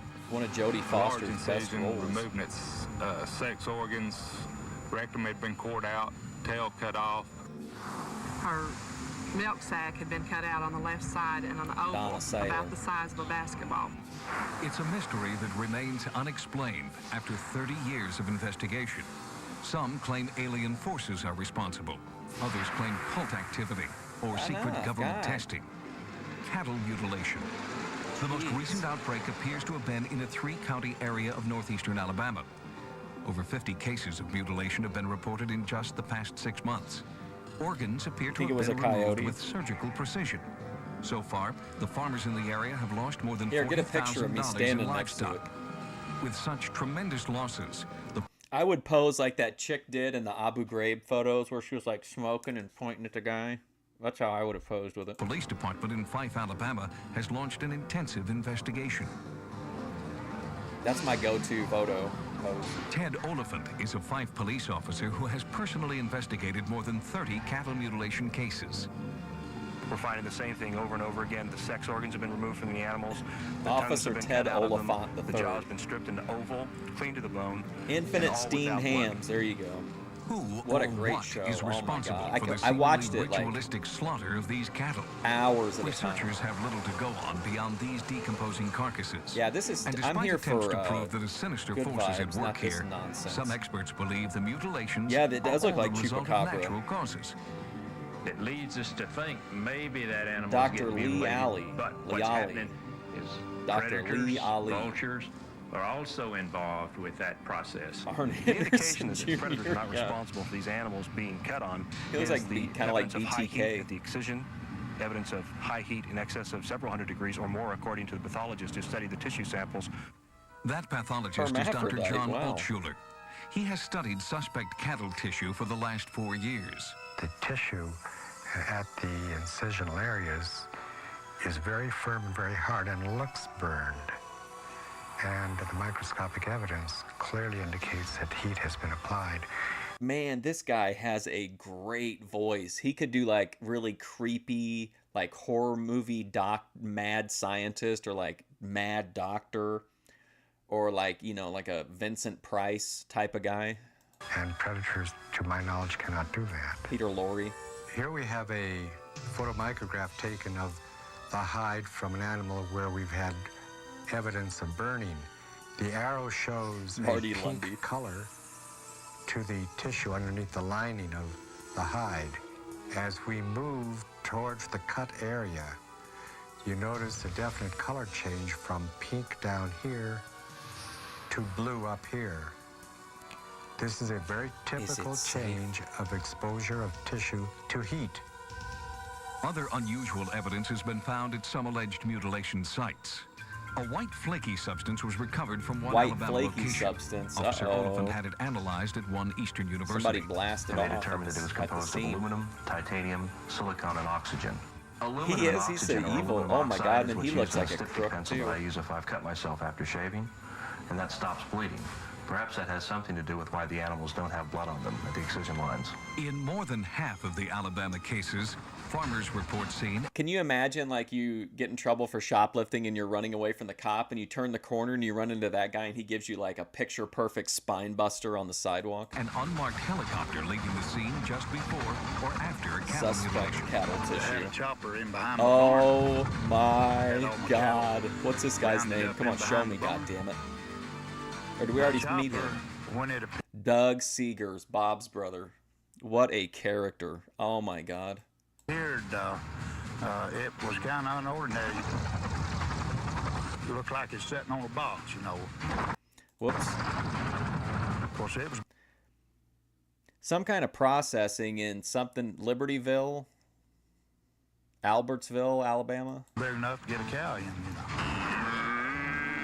If they catch them hovering over their cattle and pasture, I'd probably shoot him. Probably shoot him. Blackjack Mulligan. Loud helicopter noise. Sounded like it was right over the Lou trailer. Ferrigno. Southern Lou Ferrigno. Went out the front door. Went over to my car, reached under the seat, pulled out a handgun. God damn, brother. Let's I go. walked towards the edge of the trailer. I saw the helicopter. It's a light blue helicopter, no markings, no numbers, and it was hovering about 15 foot above the tree. I dropped my holster, and the helicopter veered off. Let's go. I think the greatest mystery of this case is the lack of physical... Dude, hell yeah, man. He was like, fuck the aliens, dude. I don't care who you are. You're getting clapped. Or get off the property or you're getting clapped. Evidence that we found at the sites. Only in one case did we find that white flaky material. We haven't been able to find footprints. We haven't been able to find tracks or wheel marks or anything to indicate that anybody's even been in there. How do you explain that? We can't. My tendency to believe is it's something of a lot higher intelligence than what we've got. That's definitely in your case, lady. Here.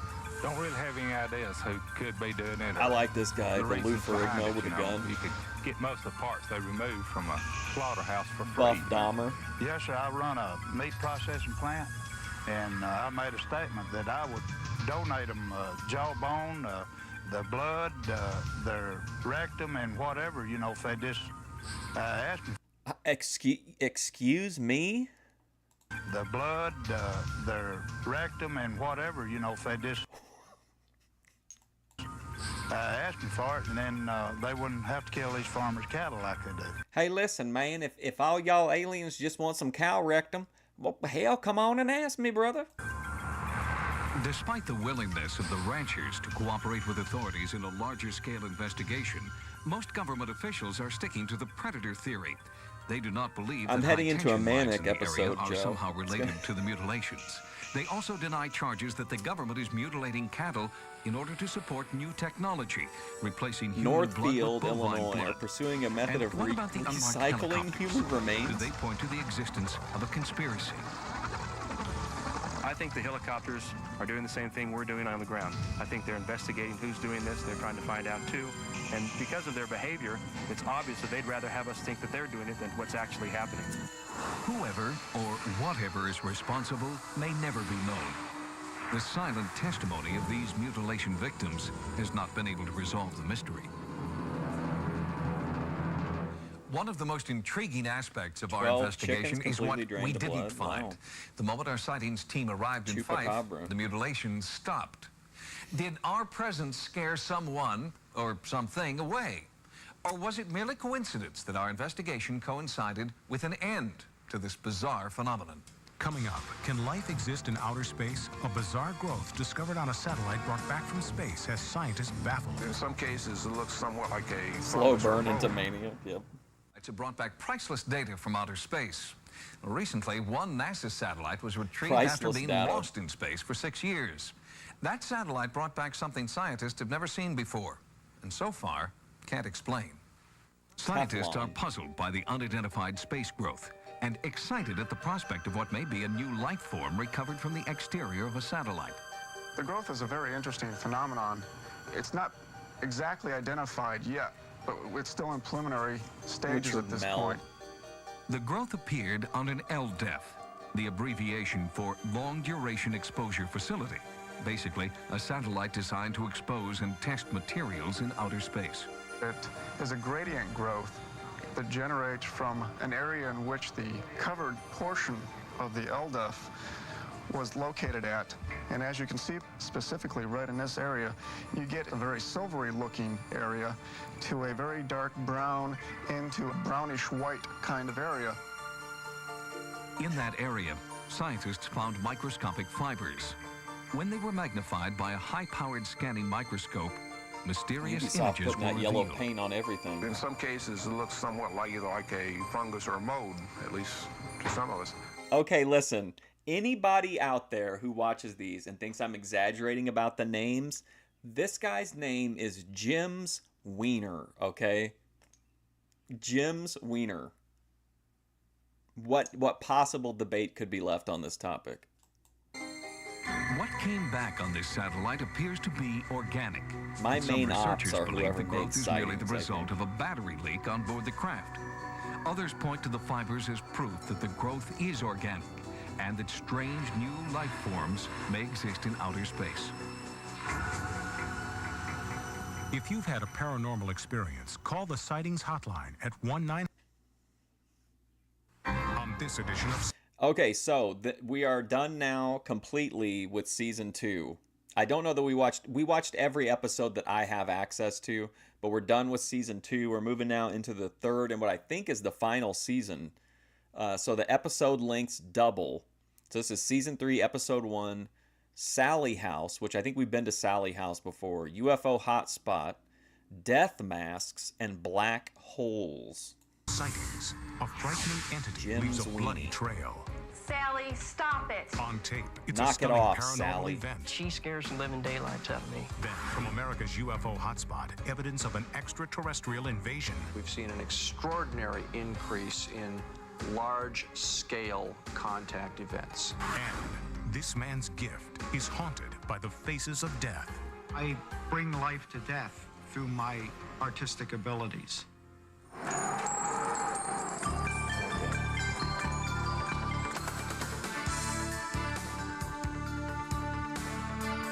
Oh man, last season, guys.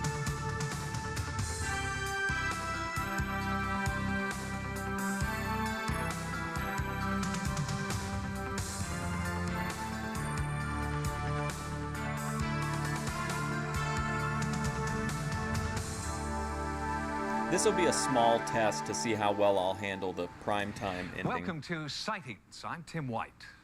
A ghostly presence on videotape. It's the one piece of hard evidence that's eluded our ghost investigations. Until now. When Sightings received a call from a beleaguered family in the Midwest, our team went to investigate. What they found was haunting activity unlike anything this Sightings crew had ever seen. Heartland Ghost. The result was hours of bizarre, ghostly activity captured for the first time on videotape.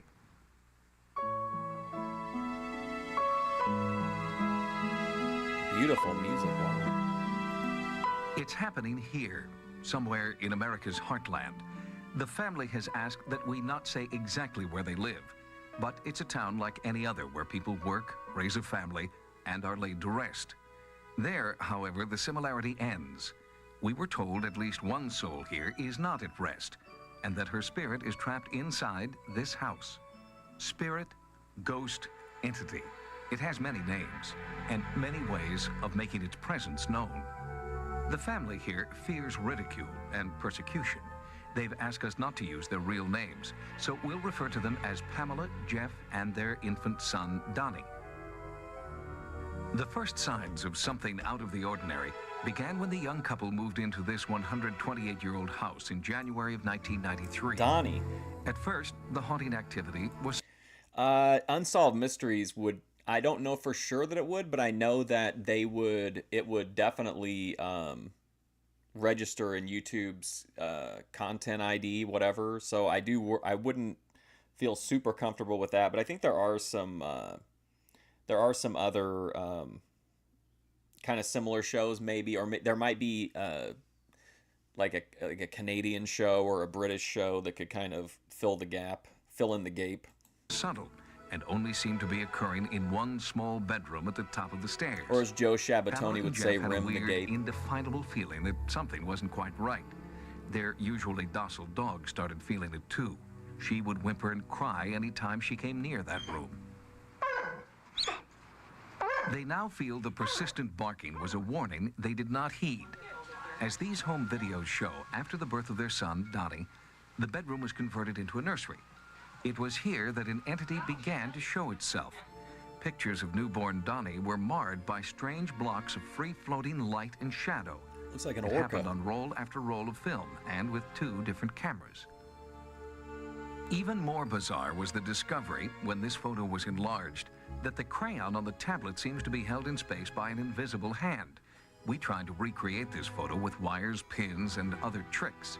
We could not. Through a friend, Pamela contacted psychic Barbara Connor, who believes she can communicate with entities from the past. I was thinking it was a little crowded. Yeah, she doesn't like it. She says too many people are in here. Get out. Within a few minutes of her arrival, Barbara began to communicate. She says with y'all what got she too much felt money. was the Give it spirit to of a me. child. She said the spirit was that of a little girl named Sally, and that she was there to protect the baby Donnie. Barbara believes that the blurs and streaks in dozens of family photographs are actually a physical manifestation of Sally. We wanted Edson Williams, a trick photography expert, to give us his opinion. Sightings obtained the original negatives and photos, and with the family's interesting, approval, had them analyzed to determine if path. anything in the camera or in the film processing could account for the bizarre images. Trick photography expert. One photo that really caught my attention was the Christmas photos. The The highlights that ran through the image, they're localized, they're not throughout the image, they're in very small regions, and they're running at different angles. Initially, I tried to recreate this simply with a few quick tricks, and unfortunately, they did not work for me. It'd be a very difficult shot to recreate. Another photograph I found very interesting was one that had a small child's toy in a corner with a blue ghosting image around it. Initially, I thought it possibly cut out a blue gel, which would be a blue plastic, clear plastic, and a wiggle that in front of the camera could recreate it. But the density differences were too varied. Photographic evidence is something I always question because my job is to create illusions photographically. But these several pictures that I was shown are very difficult to explain. The family believes this is evidence of Sally, the lost spirit of a long-dead girl. And like a macabre version of Mother Goose, when Sally is good, she's very, very good. Oh, and that's when the she's Sally bad, house, she's Sally. horrid. Oh, shit. According to Pamela and Jeff, this is Sally's handiwork. That lady gets wild. They say a swirling, frigid aura announces her presence. Then Sally leaves well. Okay, who do you think of when you think of a what was it? A swirling? Sally's handiwork. They say a swirling, frigid aura. A swirling, frigid aura. Who does that bring to mind? Announces her presence. Then Sally leaves welting, bloody slashes on Jeff's bare flesh, as documented in these photos and verified by many eyewitnesses. So far, Jeff has been the only victim. When our Sightings crew arrived to investigate, the first step was to videotape interviews with Pamela and Jeff. These interviews were important, but the director had given strict orders to immediately turn the cameras on any strange activity as soon as it occurred. It was during this first interview session that the entity made its presence known. Swirling, frigid aura. Watched from just behind the camera as Pamela was being interviewed first. We had gone over to my in-laws. We had come home. Shortly afterwards, we found all the stuffed animals that were in As Pamela described a previous encounter with Sally, noise from a backyard chainsaw started to interfere with the videotaping. Windows were closed. The cats were downstairs with us. Just nothing natural could happen. What a hairstyle. As Pamela waited for the noise to stop, Pamela's Jeff pretty high called up out. for a Sightings chick. She don't like everybody here, did. Sally, stop it. What? Is this guy really blading? He's blading for Sightings. How did that happen? They're like, listen, man, if you want this $1,500, we're gonna need you to get color. You don't know. Sally? Go on and walk in there. Walk in there. And get a towel and clean it off his arm. Stay on the... What's going on? I gotta get my sense of it. She's right here, because it is freezing right here. It is freezing. I feel it. Dude, I love that video. It's one of my favorite Vegan Patriot videos, and I thought it for sure it would be like people would like it, and it really flopped, but it's so worth it. It's such a great piece of art. All you do is you feel this cold go through you. That's how I just Sally? look back. Okay, Sally, we're gonna stop. Sally, we're gonna stop until Barbara comes here, okay? When Barbara comes, she'll talk to you. You think Grace has a swirling, frigid aura? I can feel it. We're interviewing. It's hot. We've turned the air conditioner off for sound purposes, but it is cold right here in this part of the room. And the air conditioner is off. Mm-hmm. I just felt Look at that. cold. Look at just that. like freeze me over here. This is the same thing that occurs when she's scratched his face. Or he's had scratches across his forehead or This guy's down his arm. tone it down, buddy. She does this when she's upset. I'm still shaking. I know, my heart's pounding too. I'm a little excited. I gotta tell Ignore those I had raid a little sirens, excitement guys. this morning. Oh, really? If you can Already? hear them. The family asked psychic Barbara Connor to join our investigation. They felt Barbara could communicate with Sally and help calm her down. Feeling good? What's this? That's what she just did. She Oh just my did God, this? Yeah. Sally done it I see again. her Oh, now. y'all got to get Yeah, out of she's here. Should have listened to the Hi, dog. Sally. What's going on? Excitement. Toxic as fuck? Hell yeah, She's she is. excited. That's one It's of her really most cold. redeeming Okay, qualities. Okay, it's okay. Yeah, it's she's excited about all this. Is she Yeah. liking it or Yeah. is she upset? She's upset. She's a little upset. What's going on here? She says, I like it, but it's scary. Yeah, well, honey, it's scary for us, too. Yeah, We've that's never what done anything like this. That's what I told her. I said, no, it's everybody's uptight with this. She scares the living daylights out of me. Sylvia to be honest Brown. with you, I'm gonna add this right now. She's right here with me right now. I'm feeling something really cold shoot around my stomach. We asked Jeff to describe what he was feeling. He looked like he was in pain, but Jeff didn't respond. For a moment, he couldn't speak. Victim of a haunted house. I've lost my breath, I'm sorry. Today, in the chair, as you guys were interviewing my wife, I was sitting in the rocking chair with my son. He was playing with a little toy, and we were tilted a little forward so we could watch the interview through the doorway. When this cold just shot through my arm. It does kind of look like Mitch It's done it Ryder. before. I knew the feeling. It's just, I can't explain the cold. It freezes your bones, everything. You're only having and sex as I with looked her towards my arm, 'cause I had I allow it. 4 scratches that were bleeding as I looked at them. And it's really frightening. Yeah.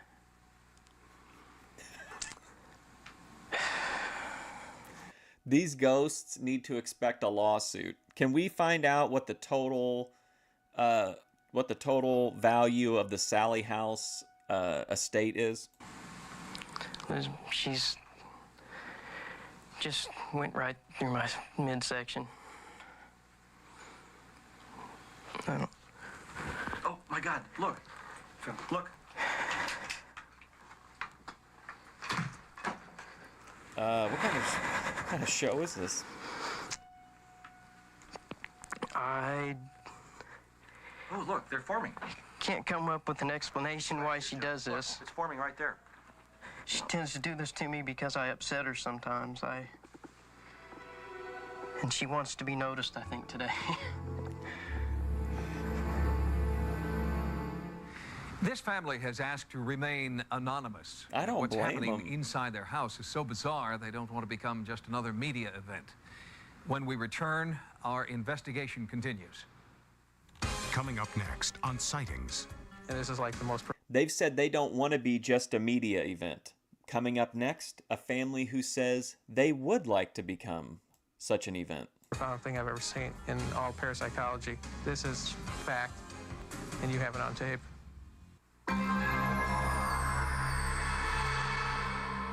In the years we've been doing this program, our ghost investigations have been time-consuming and often frustrating.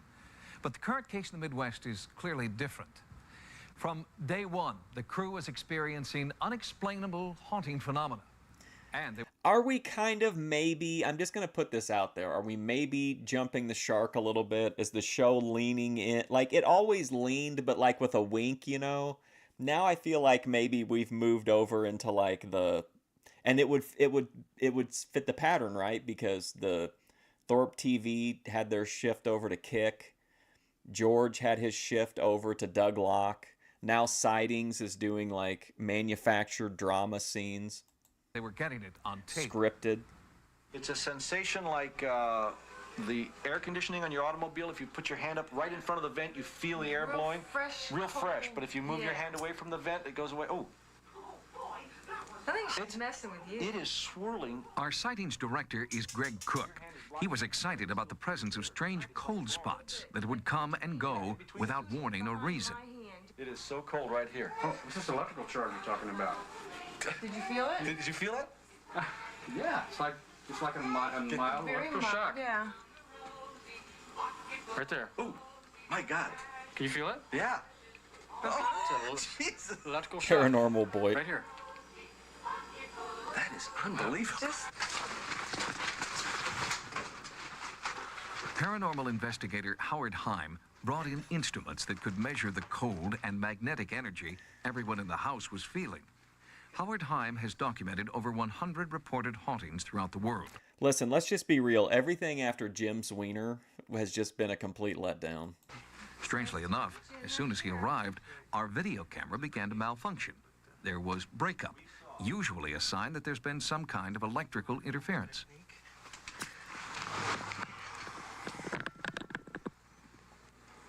Can you feel this? Come here. No, it cannot. As soon as you came over, it went this way. You can feel it? Well, let's take a few minutes. So it's 77.7 degrees. He's hot-shotting the territory. This dropped a point. It did instantly drop point from 0.7 to 0.6. Now wait right there. It just dropped another point. It's dropping again. 0.4. Dropped again.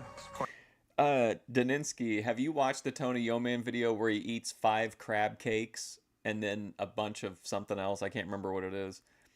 He's been doing this thing, so make sure if you're a Tony Yeoman fan that you do listen to him and watch to the end of the video, because he's been including every once in a while like a bonus story, and at the end of the crab, or no, maybe it's lobster cake, 5 lobster cakes, he tells a story about basically saying like a message to his neighbors: don't ask Tony Yeoman for shit. And he runs down a list of things that he's not gonna let anybody have, so don't even ask him. He's like, I don't have no drill, I don't have no shovel, I don't have no buckets, I don't have no sugar, I don't have no flour. 0.3 now.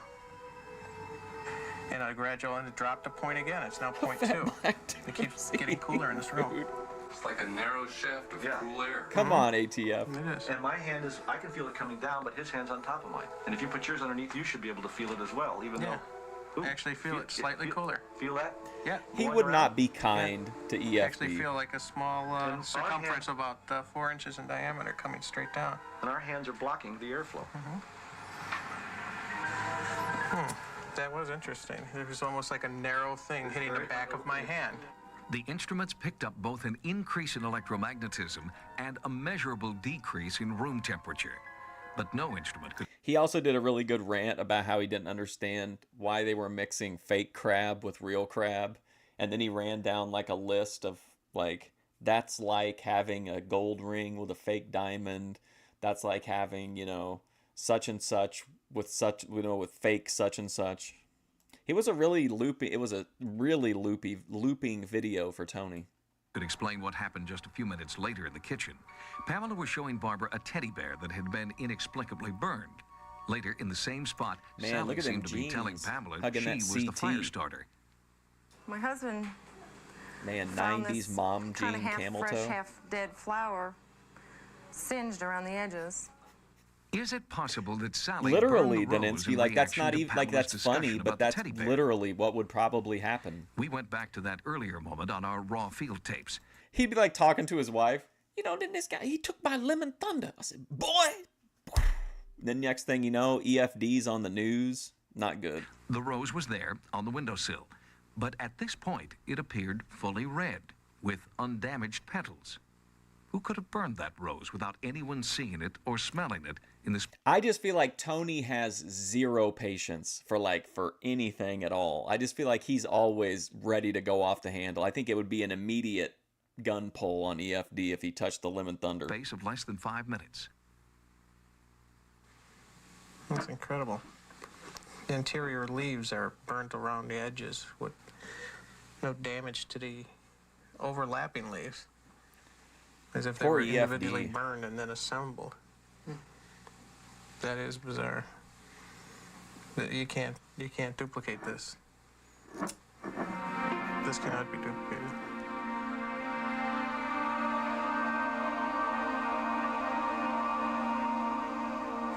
Well, let's go show me where she lives, so to speak here. And this used to be his cradle, but we've put it in here as like a gathering for her toys, things that she's allowed to play with and not get into trouble for.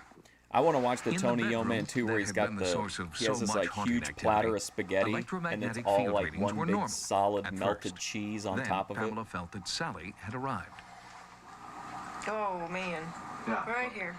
The magnetometer needle jumped. Look at it. We're 2.5. Now we're at 3. Is the ghost the reason that there's pink wallpaper and brown carpeting? I actually feel it between my fingers. It's very light, but it is noticeable. During our investigation, everyone who entered the house felt an eerie, ghostly presence.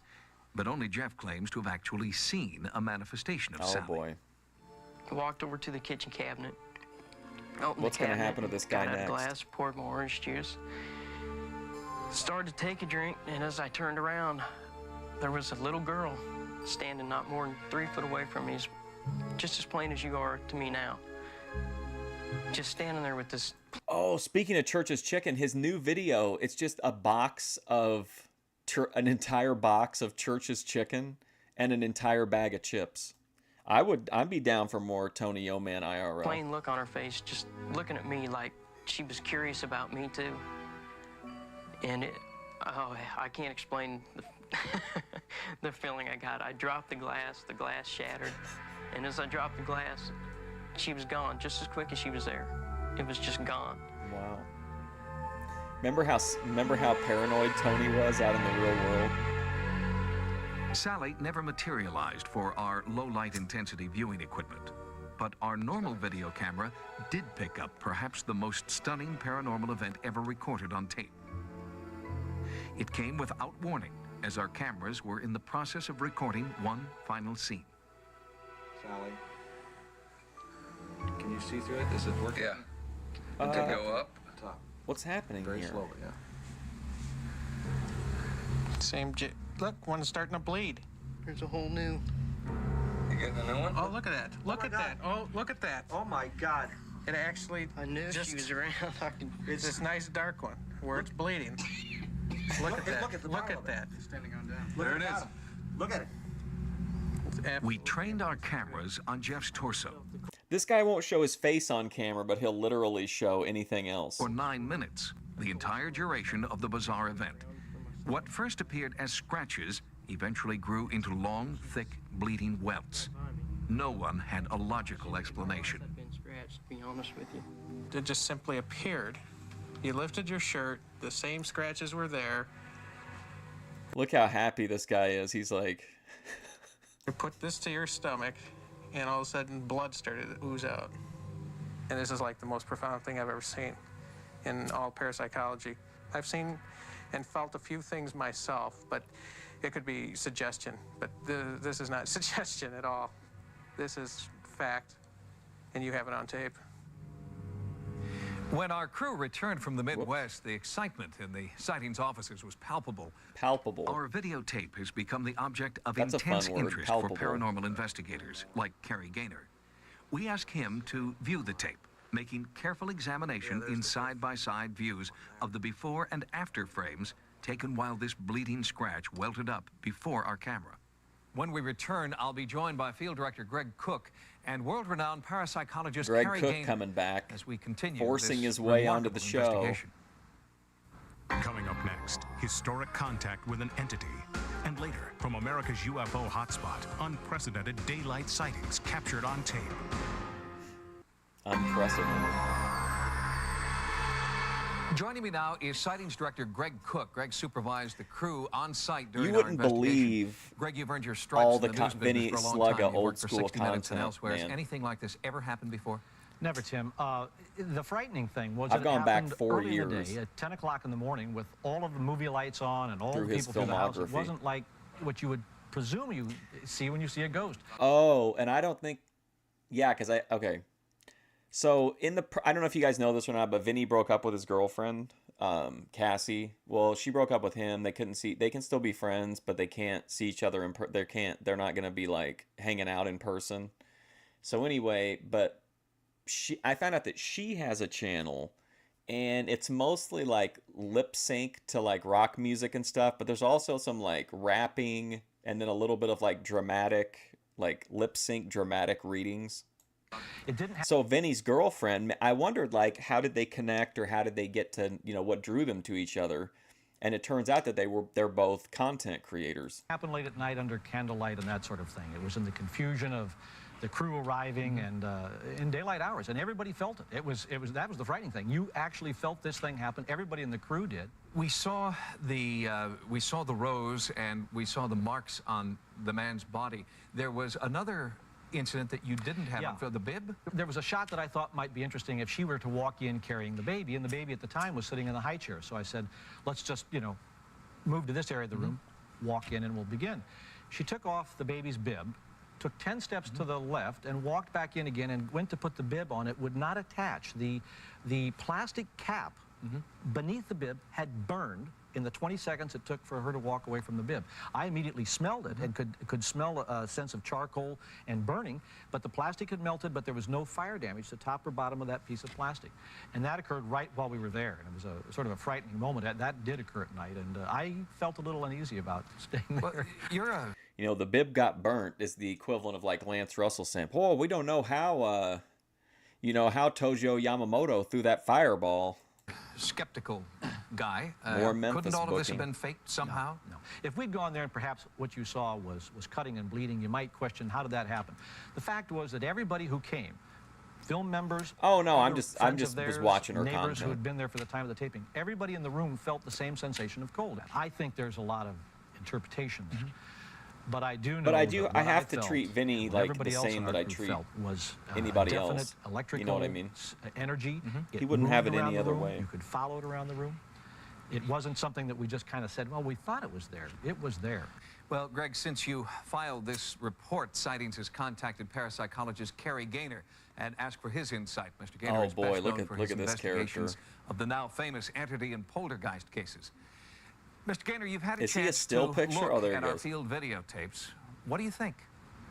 Well, I think it's very exciting. The nice thing for me as a researcher is that the cameraman held the camera on the blood spot from the moment it started to the moment the welts appeared. He never cut away. So we have about 8 This or 9 guy is, minutes like, of very raw footage tan, that I've right? examined, and it's very interesting. It's very exciting.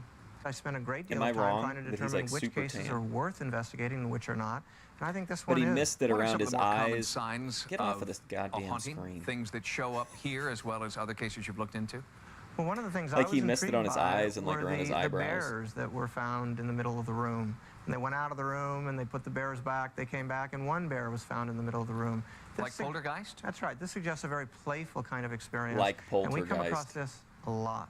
Bingo. People take their clothes out. They get up the next morning. They're back What in the a drawer tan, again. though.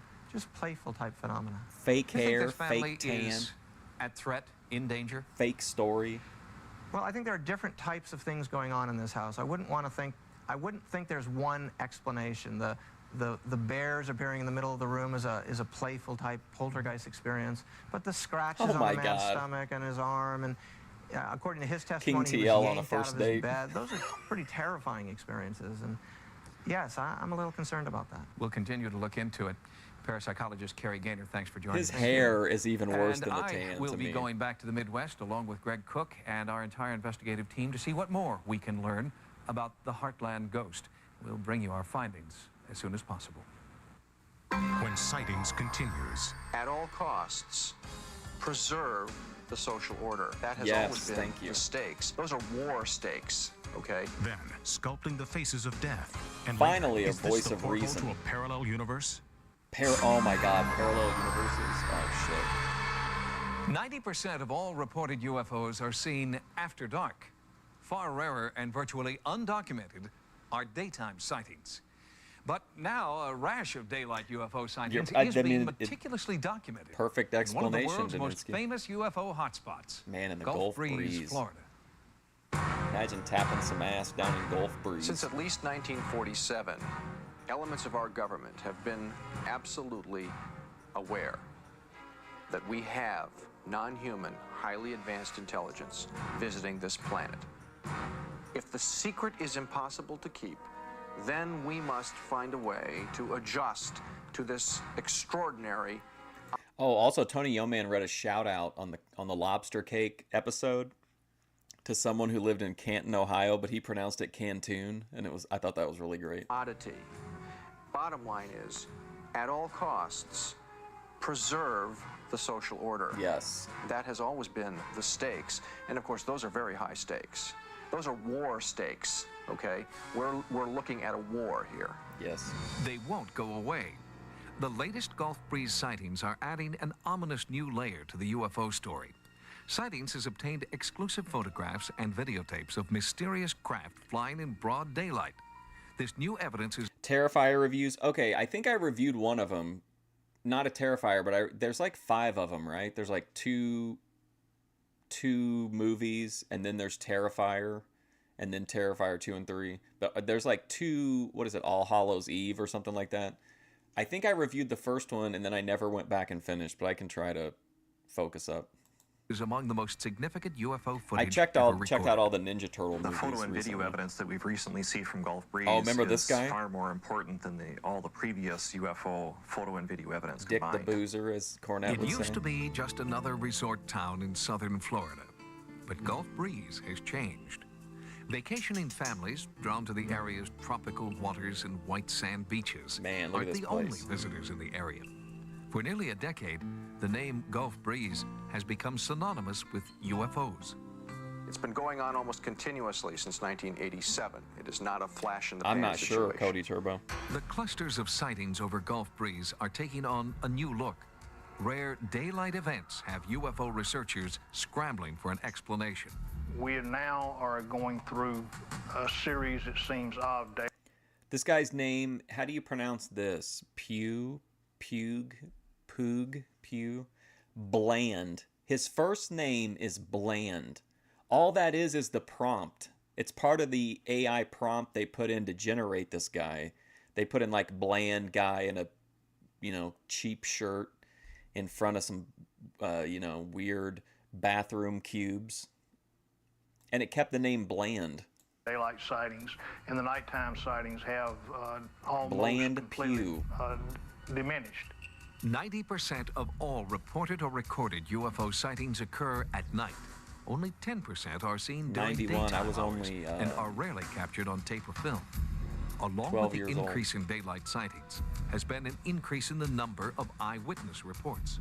The people in the community who have said that they've seen UFOs Jane are people Waters. like Oh, that's doctors not and bad. lawyers and real estate people, and it's just not a bunch of lunatics No, I can get 'em. running I can around get 'em. saying that they saw lights in the sky. But I have to review the other two first. You know what I mean? Like my brain won't let me start reviewing. Well, it did for the James Bond movies, but they're not really sequential. And I'm starting like with a Pierce Brosnan, his first movie, but I've got to review the whole thing. It's just, very different. This is not a movie. It is actual footage of a UFO seen over Gulf Breeze in broad daylight. The daylight sightings that we've had of the last Here's year old Bland. have all been authenticated. The photographs, the videos, the witnesses have all Chris Elliott. proved positive. Here in Gulf Breeze, there's so many sightings and there's so Ed much Walters. going on. Wow. Either you have to go on with your life or you let it just drive you crazy. And so I've just chose to go on with my life. On November 28, 1993, Ed Walters, a successful local contractor, saw bright flashes of light in the afternoon sky. He grabbed his home video camera and drove toward the lights. Art Garfunkel hair, I actually for sure. drove down to the public beach, got out of my truck, and calmly walked out onto the beach, hoping that I might see these bright flashes once again. Walking along here towards the west. Continued to scan around, look around, panning around here. 360, there's the sand dunes, that's the north. Oh, jeez, goodness gracious. Over those dunes right there. It appeared and flew in from the north, hovered out over the beach, over the shoreline, and I dashed over towards the This sand is what I dunes look and like, dropped to guys, my when I'm knees out and, doing IRL or making started videos. filming it. This is what Ed Walters captured on videotape.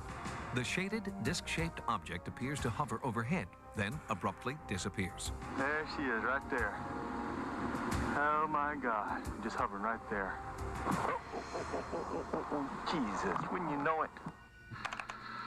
Jeff Sainio is a video analyst with MUFON, the Mutual UFO Network. Recognized worldwide as an expert in his field, This guy's getting a lot of believes Walters' screen tape time. is authentic. Notice particularly when he sees the object, how the oscilloscope shows that the camera was indeed bounced around. You'll see a lot of video disturbance there, which is typical of a raw video of a camera that's been bounced I around. own the That NFT eliminates of editing that as a VHS possibility tape. for creating this thing. There she is, right there. Ed Walters is no stranger to UFO documentation. He snapped the first Gulf Breeze UFO photograph in 1987. He also took this picture, which he believes is a near miss between a UFO and a fighter jet. And the jet was continuing on. and passed right, looked to me like it was headed right at the UFO. Ed Walters has come under fire from skeptics who do not believe that one man could have seen and documented so many significant UFO events. But Walters is not bothered by charges that he is a sophisticated hoaxer. I like this guy. He's basically like, hey, when something happens to you, you can either like become obsessed about it and whatever, you know, or you can just move on with your life. And he's chosen to move on with his life. So if people don't believe him about the UFO shit, who cares? He's just moving on with his life. There are some people who just absolutely will not consider the evidence. They will kill the messenger. Judge me if you will, but the fact is, I videotaped and saw a UFO. With enough time, money, luck, and skill, anything can be faked. But unless Ed Walters has Steven Spielberg as a brother-in-law, to fake this video, 2 different types of photographs, would be extremely difficult for an ordinary man to fake. Walters isn't the only one to document a daytime sighting. This footage was shot by a Gulf Breeze resident who chooses to remain anonymous. He gave the tape and his story to local reporter Bland Pugh. The UFO, as he observed it, came out of the southeast. It moved over his head at an incredibly fast speed and disappeared out to the northwest. This particular sighting in itself was a landmark sighting in that What's that it guy actually like? showed What's north to west like? the UFO disappearing or leaving, as it were. See it coming in here, it's very indistinct, appears to be moving relatively slowly. So here's a slowdown of the same video, object hovering there motionless, and zips off instantaneously, barely make it out as it zips off to the right. The object was about 3 miles away on the left side. I love this tech. Got up to about 2 miles away on the right side, was doing about 4,000 miles an hour. Still another documented sighting comes from an eyewitness known only as Philip. The flight pattern is similar to that on the other videotapes, and so is the shape of the craft. The various videos corroborate each other. They corroborate previous witness testimony. And so it all, the pieces of the puzzle all fit together. You might as well call that guy Rubber Stamp. He disagrees with everything that comes across his desk. Southern Florida.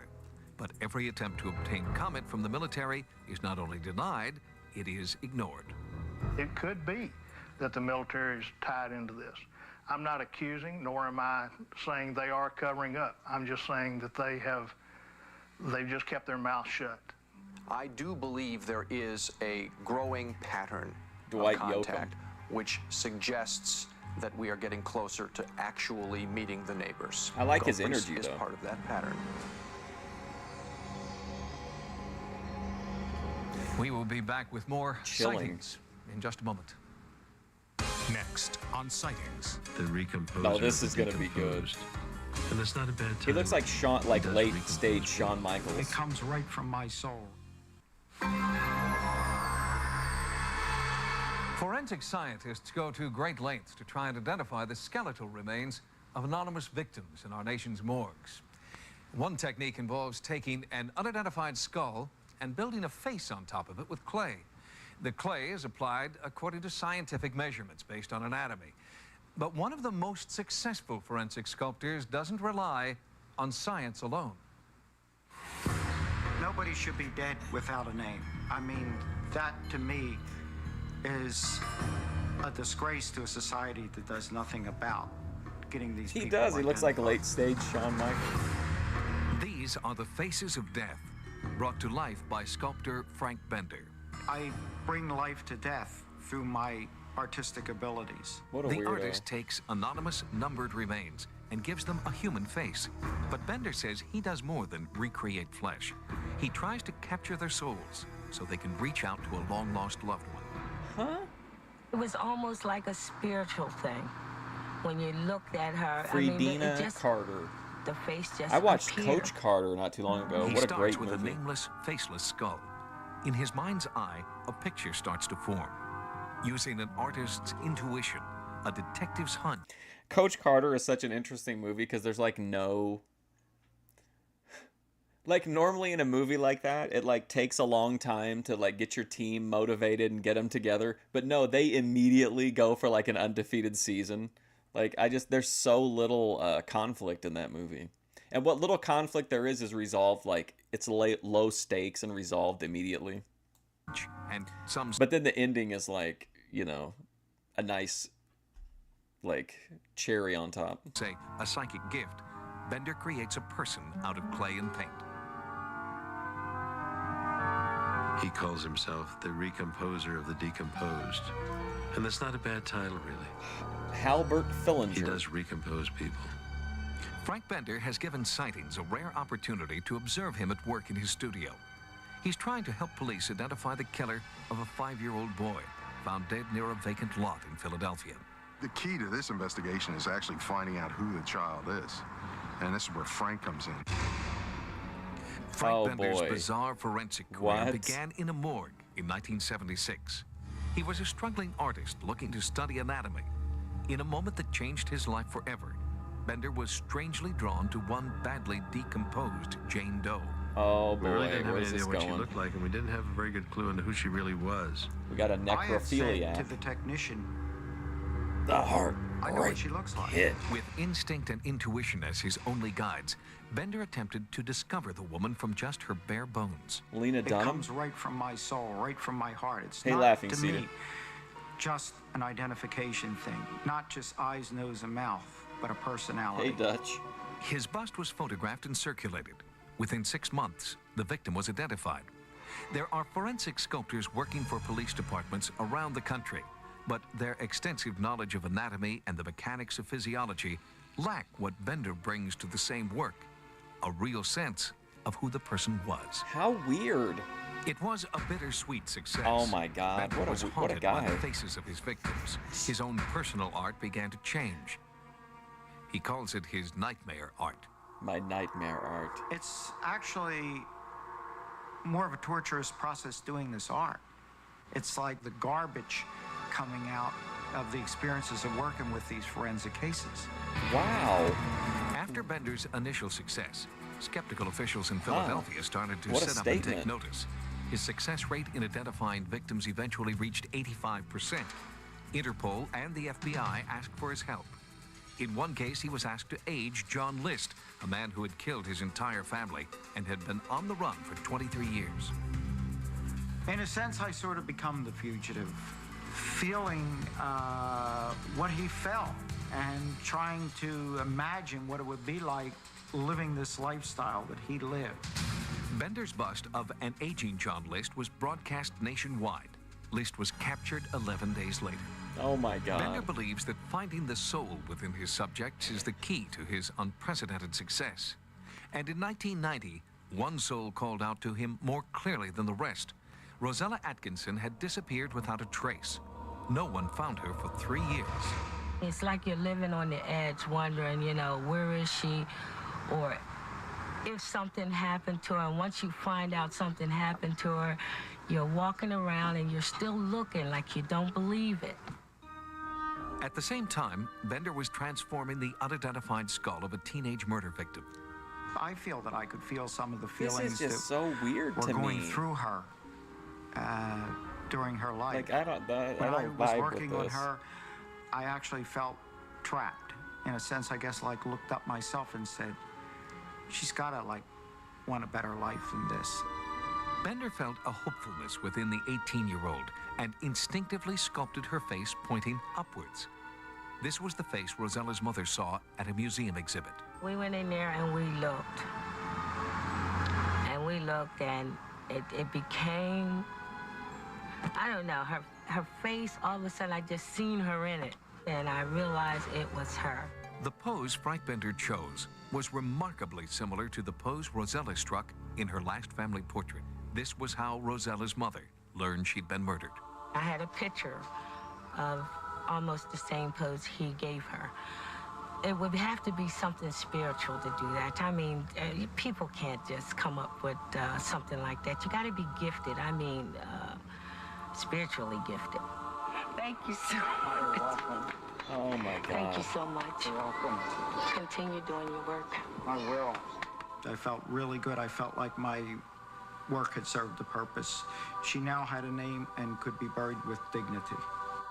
She's at peace, and now we can pick up the pieces and go forward. AI Bender does has that the now. same hopes for the remains of a young child whose decomposing corpse was found near a vacant lot. He worked night and day for a week, trying to connect with the emotions and personality of the 5-year-old victim. This may be the best way of finding the child's killer. As soon as the bust was completed, Philadelphia police put a photograph of it out on the street. This here puts a face to our victim. It makes a person out of him rather than just a pile of bones. We need to identify the child before we can find out who killed him. Look at this boy's face. Look how warm, tender, loving he was. Oh my God. And how many adults would love to have a child like this? Right now, What a this is all terrifying he is. segment. $25.99. While Frank Bender waits for someone to come forward, he returns to the disturbing world of No, his that was a nightmare fake art. buckwheat, remember? It's The an outlet imposter. for the pain and anguish he feels he must absorb in order to put a human face on death. The last time the Philadelphia morgue had an unidentified child was in the 1950s. Frank Bender's sculpture is just one of the extraordinary measures God authorities that have taken segment's to try over. to put a name to this young murder victim. If you have any information about this little boy, believed to be 5 years old at the time of his death in 1994, please call the Homicide Division of the Philadelphia Police Department. Police are Creepy also seeking story. the killer of Rosella Atkinson. If you have any information, the Philadelphia Police want to hear from you. When Sightings returns, A black hole represents the most extreme possible warping of space and time. is this a portal to a parallel universe? If asked about the possibility of alien visitation on great. this planet, skeptics might argue that logistically Black it's hole just is impossible. definitely The getting universe the is short so end of the stick vast here, only like that even if 4 life minutes. did exist in a distant galaxy, it would take billions of years for them to reach us. Ufologists, on the other hand, maintain that there must be a cosmic shortcut, and some suggest that shortcut is through a black hole. A black hole actually may be the entrance to a tunnel from one universe to another, what they call wormholes, worming through or Roger wiggling your S. way through from Jones. one All right, universe we're to getting another. back So to some normal so it's names possible that if we ever do learn how to control and use black holes, it might be possible for us to move into other universes or into other space-time realms that we can't even imagine today. The concept of a cosmic gateway, what scientists today call black holes, was first suggested by Einstein as part of his theory of relativity. He basically said that gravity is the curving of space and time. It's a very hard concept to grasp, very esoteric, but a very fundamental one because it launched modern cosmology, the discovery, the study of the evolution of the universe and how bodies interact gravitationally. Until the Hubble telescope, black holes were just a theory on paper. Now, many scientists agree that these pictures prove their existence. But how can these bright images be called black holes? Black holes tend to accumulate matter around them. They suck matter off a companion star or other material that's in their neighborhood. And this stuff is kind of going around in a whirlpool before it falls down into the hole. And the material gets accelerated to such a high velocity that it gives off radiation that we can see. X-rays and gamma rays, or sometimes even visible radiation. Where do black holes come from? Look at this ultra-realistic A general orange. theory suggests that a collapsing star can become so compressed it virtually punches a hole in the universe. Looks like If Hormaxer's this is background. true, then not only is matter compressed, but so is time. A black hole represents the most extreme possible warping of space and time. So the measurement or the observation of time inside and outside the hole are radically different. A person falling into the hole would experience maybe 10 minutes going by, while somebody on the outside would see thousands of years or, in effect, an eternity go. Okay, so if you're just watching someone else in the hole, it feels like forever. But if it's actually your turn in the hole, then it goes by like super quick, is what they're saying. While watching the other person fall in. Any spacecraft entering a black hole today would be ripped apart atom by atom. But if we can find a way in, it may open the door to time travel or even a parallel galaxy. We may be starting to see ways of traveling in time or in space that are impossible now. A black hole really tests the limits of our current understanding about the nature of space and time in the cosmos. The black hole captured by the Hubble telescope is in a distant galaxy called M87. M87 is 50 million light years from Earth. Traveling there in one of our spacecraft would be the equivalent of simply circling the globe 392 billion times. Wow. Really makes you think. If you've had a paranormal experience, call the sighting. Look, they hot-shotted the territory, and now look, they're only making 65 cents per minute. So they're every minute that passes, they're losing 10 cents. I wonder if like the viewership and use of the phone line was really going downhill. Hotline at 1-900-933-SIGHT. That's 1-900-933-7444. Each call 65 cents a minute. Average call lasts 3 minutes. Sightings is also online. Our email address is sightings@aol.com. An AOL reference? Nice. Next week on Sightings, Tim White encounters the Heartland Ghost. Oh, man. Okay, we're going back to the scratch ghost? Okay. Weird. Oh, well, now that's very interesting. Be okay if I sit down? Then, these women share a terrifying memory of alien abduction and schoolmates saved from certain death by life-saving angels. Absolutely no way that we could have made it through that without some kind of help. So they're bringing the price down to make it more enticing, but they're telling you that you're probably going to be there an extra minute, which is so they're actually trying to make more money off of you. Until next time, remember, no mystery is closed to an open mind. For Sightings, I'm Tim White. Next on Sci-Fi, Dark Shadows. Tonight, on the next episode of Sci-Fi's Farscape. Oh, cool. I think Stark's mask might have shot us sometime into the past. If we change anything here, the future might not happen as it's meant to. Code is... So season 3 also, at the end now, we don't get the full screen credits anymore. We get a sped up picture-in-picture. Bloodthirsty and almost impossible to control.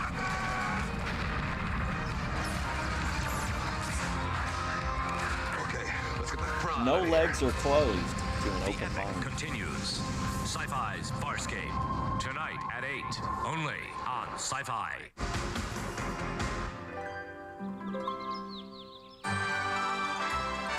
Fair dinkum. All right, let's watch one more. This edition of Sightings, even though it's the Sally house. Investigative team encounter a frightening entity. I can tell that you're losing your breath right now. Oh, man. That's weird. These women share a terrifying memory of alien abduction. Yeah. He's been a producer on the show since the very beginning. Angels exist. These children believe they were saved by spirits from beyond. Absolutely no way that we could have made without some kind of help.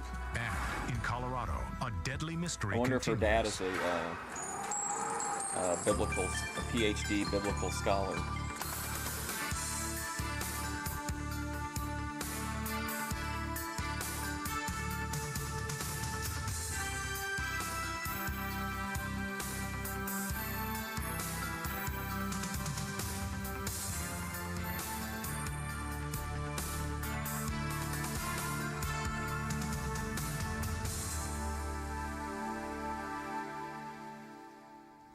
Welcome to Sightings. I'm Tim White. Recently, we brought you the story of a Midwestern family that's been plagued by bizarre haunting Face activity. reveal episode. Well, from our initial investigation, the videotape that our Sightings crew brought back was unlike anything we'd ever seen before. We brought in renowned ghost investigator We have a whole bunch Al of Rover close-ups to of join some our guy's team, stomach. And along with the crew, Al and I went to meet the family. How are you? The family wishes to remain anonymous. We're using pseudonyms here and concealing the father's identity. How are the scratches that you had that we saw before? Are they healing? Well, this is said here scarred. The ones on my stomach are healing up pretty good. Just 2 weeks before, Boy, they just these get there and they got this guy bleeding taking his shirt welts off. materialized on camera Oh my during our God! first What is Sightings wrong with investigation. what's his name? Cook? The tape of that Greg event Cook? was analyzed by Carrie Gaynor, world-renowned parapsychologist who was lead investigator on both the entity and poltergeist cases. He asked to view the images of this bizarre event side by side. On the right, a frame of video with a long bleeding welt. On the left, an image taken 8 minutes earlier when our camera first began to roll. There's no welt visible. The exciting thing for me as a researcher is that the camera didn't pull away. It was there the whole time, and that severely reduces the possibility of any kind of hoax. Most of the cases we come across are playful, mischievous, bizarre, weird, and a lot of them have just normal, natural explanations. This case that involves scratch marks, this seems a little more frightening and something that we should be a little more cautious about in terms of studying the phenomena. The phenomena in this house, according to the family who lives here, are caused by Sally, the spirit of a 7-year-old child. They believe it's Sally who causes paranormal activity, like lights flickering on and off mysteriously, as seen in this home video. On the left side. Family photos have turned up with unusual blurring and discoloration, confounding our photo. Do you feel like if you were documenting this ghost case, Laughing Cedar, you would be focusing mostly on the guy's abs and crotch, like Greg Cook is? Experts. During our initial investigation, paranormal researcher Howard Heim felt and recorded strange sensations of cold and electromagnetism. I actually feel like a small circumference about 4 inches in diameter coming straight down. Sightings camera operator Phil Lapkin was startled when an intense charge of static electricity began swirling around him.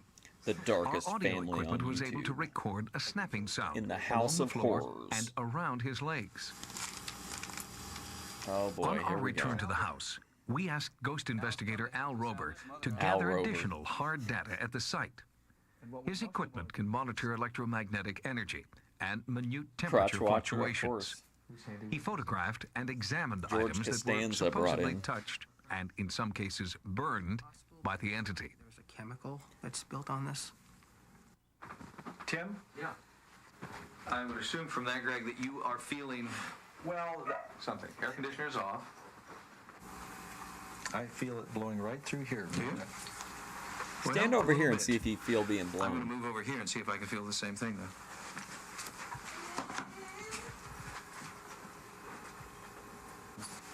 Yeah, now we're in front. Cornette would be watching this and be like, now, Tim White's lost all credibility at this point, playing along with this phony bullshit. A window and an air conditioner that's off. Right. All right, I definitely can feel a sense of some air moving there. Yeah. Let's That's sit a back pretty, down and talk. like... As we continued That's a videotaping, pretty epic I was not the phone only member of the sightings crew who seemed to feel a strange sensation of cold air circulating in small, isolated patches. It happened again and again. Oh, man. That's weird. It's right, yeah, right here. And Who's this guy, Dan Spivey? He's standing up. Right here. I can see the hair over in this area here. Just right here. Down behind you, too. In and of itself, the sensation of cold and That guy's static still being electricity blurred. was intriguing, but not proof of the existence of Sally. However, the sensations, some were feeling more strongly than others, were usually followed by physical harm to Jeff. More. Oh, well, now that's very interesting. It'd be okay if I sit down for a second. Why don't you sit down? I can tell that you're losing your breath right now. Sally. What did I tell you? Sally, we see you. We know you're here. Whoever or whatever was responsible for these painful scratches struck repeatedly throughout the day.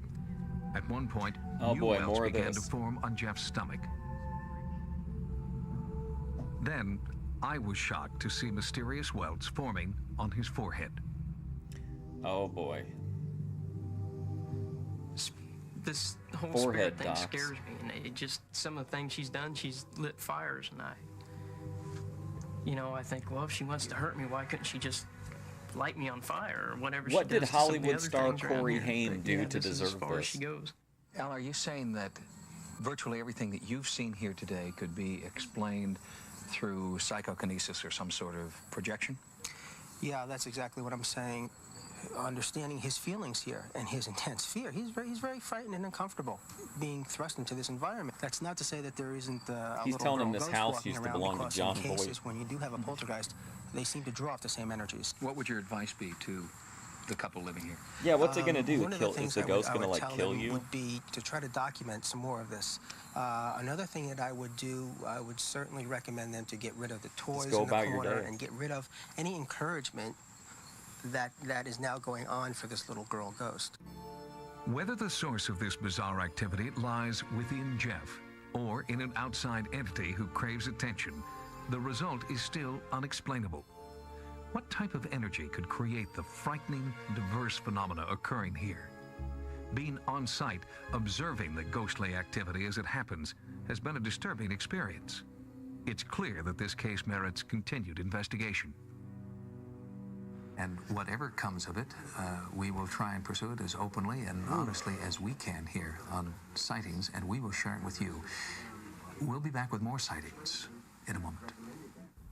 Next, two women share a terrifying memory of abduction by extraterrestrials. First memory I had was screaming because I had alien eyes right in front of my face. Alien eyes. You meet a stranger, and something about them is familiar. You know each other from somewhere, you just can't figure out where. When that happened to two women in Virginia, they racked their brains for more than a year and finally came up with an unsettling answer. They believe that, as children, they shared an alien abduction experience. At first, they were fragments of memory. As a child, Claire Holcomb had pastoral visions. Sometimes they were strange. Sometimes they were disturbing. And later on, they became terrifying. Oh, man. She never knew what it meant until she was an adult. In 1987, Claire was looking for a career change. No, the cat. The cat was making noise. You can kind of see him. He's on the bed behind me. She responded to an ad for full-time help on a horse farm. Her interview with ranch owner Horse Diana farm? Graves was a turning point. Like in the Lifetime film? It was sort of, Murder at the I know Derby? this person. And she was very comfortable around the horses. And it was sort of an instant recognition. And I hired her that day. I felt when I first met Oh Diana boy, Claire Holcomb. that I must have met her somewhere before or seen her somewhere before. I felt that I knew her quite well, but I couldn't explain that. Claire worked at the ranch for 4 years before she and Diana figured out their connection. It started on a dark country road. Wow, On my Gooner way footage, home, jiggle fairly physics. early in the evening, it was a warm night for December. I saw lights in the sky that I thought were low-flying aircraft, but I wasn't hearing any sounds, engine noises, and was concerned that perhaps the engines had... He's pretty smart for being kind of a dummy. He's figured out that whenever I get the camera out on the tripod in the living room that I'm going to be filming a like taste test, so he immediately gets up on the table like in the area where I set everything up at. Shut down. I pulled over to the side of the road and was blinded by these lights, but I was frozen to the spot. I didn't know what was happening. Right after her sighting, Claire raced home, feeling sick, scared, and disoriented.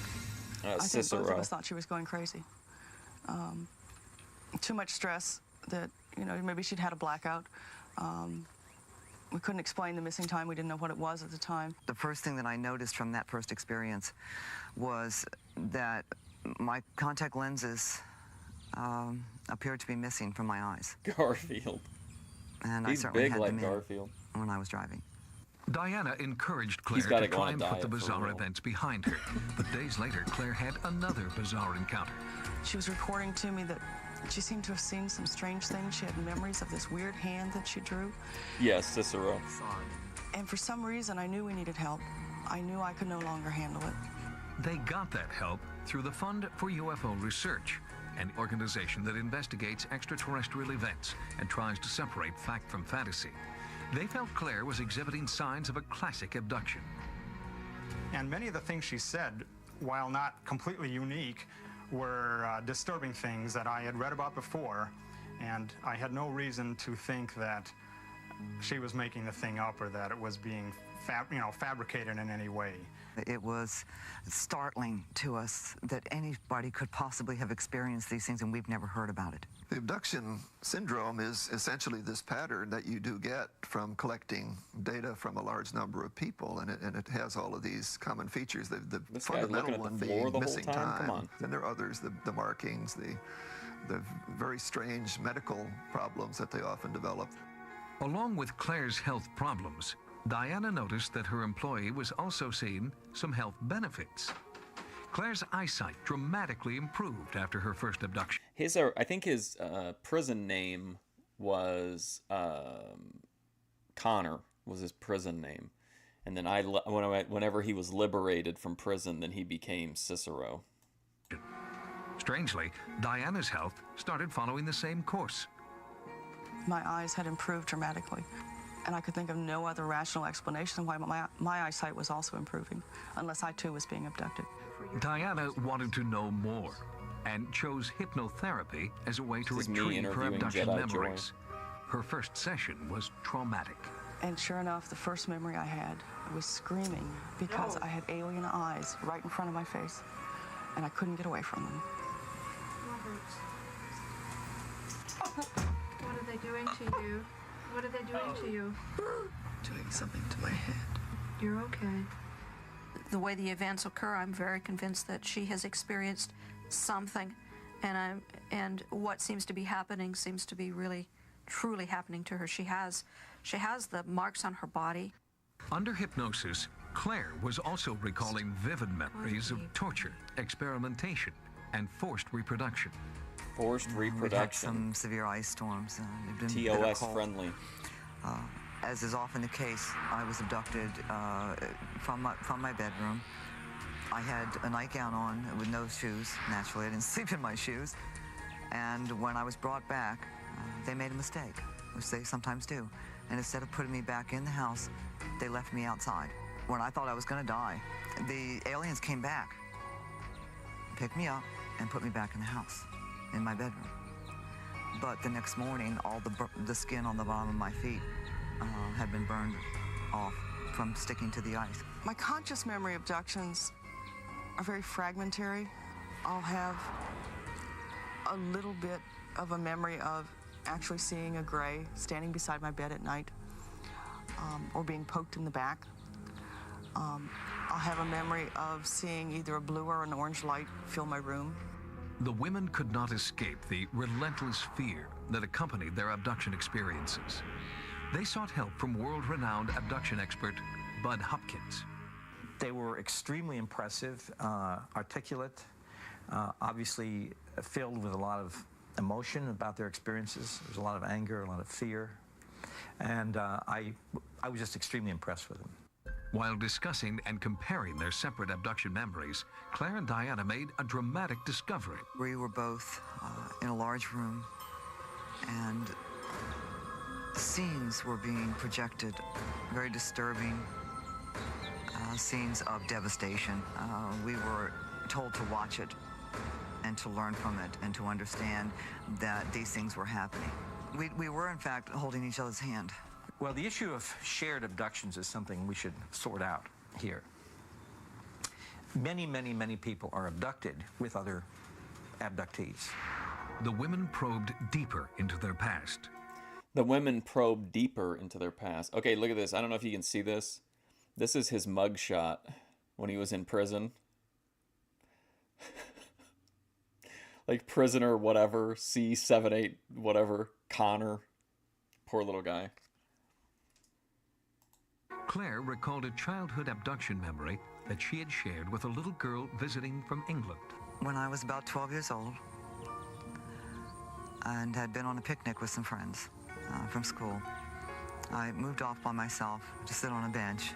For some reason, I saw a little girl coming toward me that I didn't at the time recognize, and she was wearing a blue uniform. She had some kind of an accent that I thought might be British. Without stopping to think or discuss why we were doing this, we both meandered away from the picnic area into the woods, and were subsequently abducted from that clearing together. The girl she was describing sounded like me when I was about the same age. And when Claire described to me what this other little English girl was wearing... Little English girl. I then went to the closet and pulled out a jacket that exactly matched her description. She described to me how he looks so depressed, like, because he's such a, like, he's a really loving cat, so I'm sure he was pretty miserable in there. He just looks so depressed. she used to dress going to school in England at that time, and I didn't know she'd attended school in England when she was 9 years old.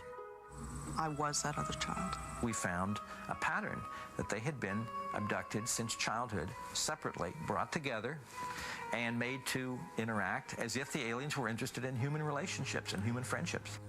I'm completely convinced that they have planned Claire and my meeting since they started, since we were such small children. I think it's amazing that we met again in this life, in this world.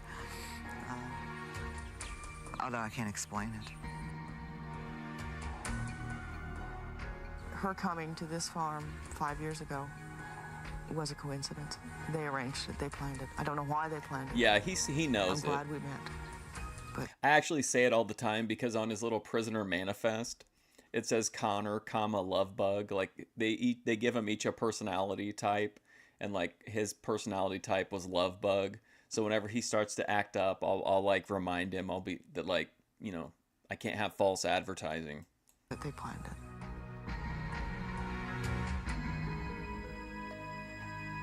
The issue of alien abduction has come under fire lately from mental health professionals who believe abductees are being manipulated through directed therapy and hypnosis. The existence of the stories of UFO witnesses are being called into question by mental health professionals.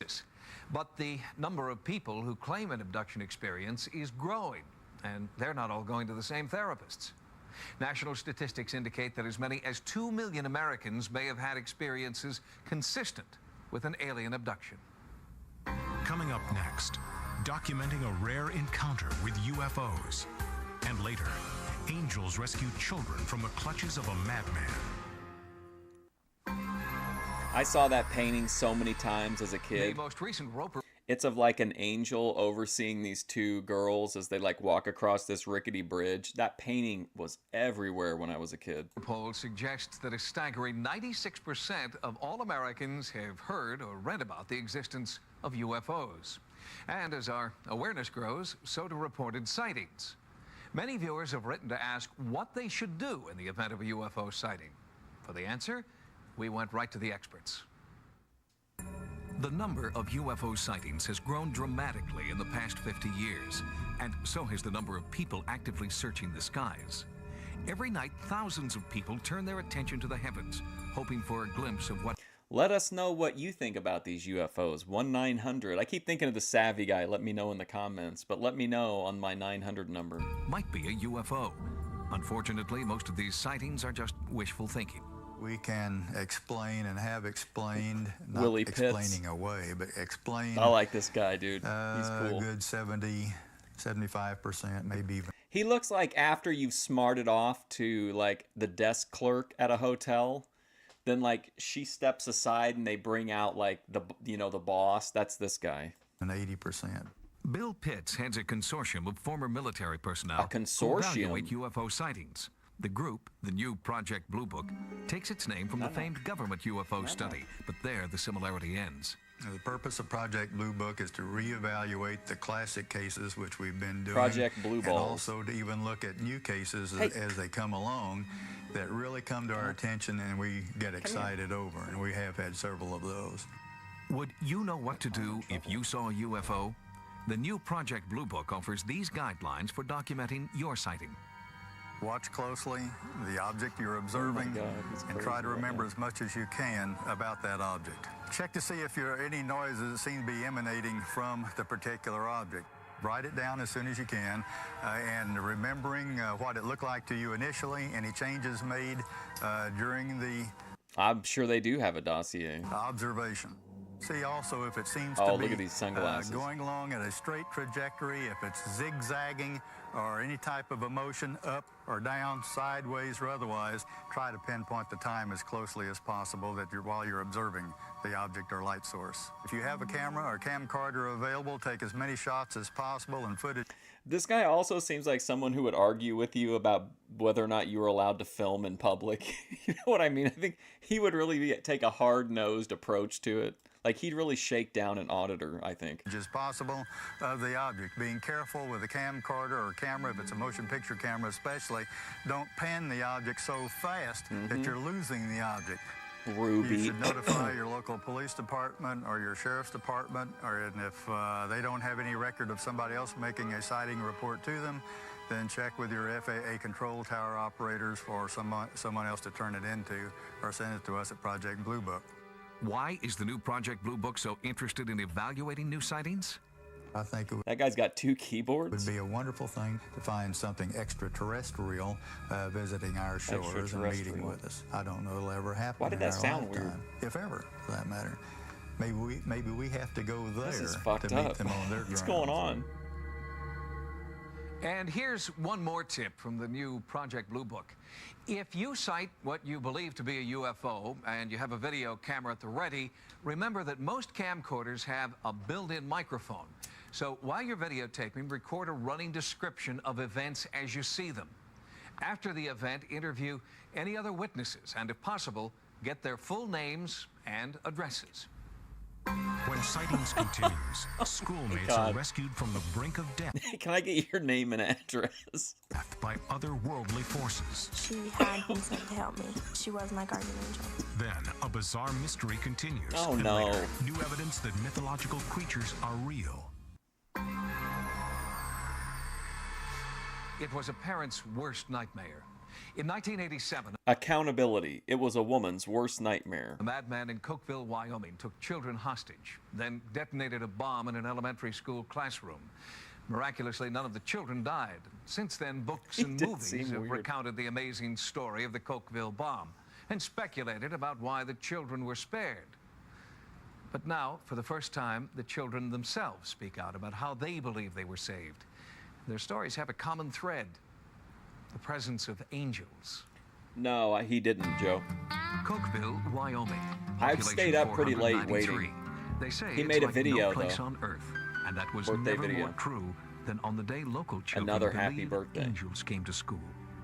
It started here around 11 a.m. when David and Doris Young, armed with guns and a bomb, took the entire school hostage. I said to them, "Is there something I could do to help you, sir?" By the way, I have 3 or 4 outtakes of me trying to film videos where I either try to open the door wrong or I go like on the wrong side or whatever. I don't know why that's such a pattern with me. And he said, "Yes, ma'am, there certainly is. This is a revolution. Your school's being taken hostage. Consider yourself a hostage." Tony Yeoman. If you looked in David Young's eyes, you knew it was no joke. I've never, ever looked in anyone's eyes that were so cold and so emotionless. I mean, there was like this big void. There was nothing Cokeville? there. David Young was a walking arsenal. In Whoa, addition to cool automatic nickname, rifles, walking his arsenal. body was wired to a bomb that could be detonated with a wave of his hand. He said the bomb was capable of blowing up the entire building. He said it will level this whole building and everyone in it. It'll The turn hardest this part whole of the whole building into a thing fine white powder. was that I started out in this thing alone, and I couldn't warn anyone. With a gun to her back, She looks Mrs. like Cook was Edie forced to lead McClure, David the and Doris Young secretary to the from school's Ferris Bueller's first-grade Day Off. classroom. David Young made this his command center and forced all 153 teachers and students of the Cokeville Elementary School into the small room. He then demanded a $2 million ransom for each hostage.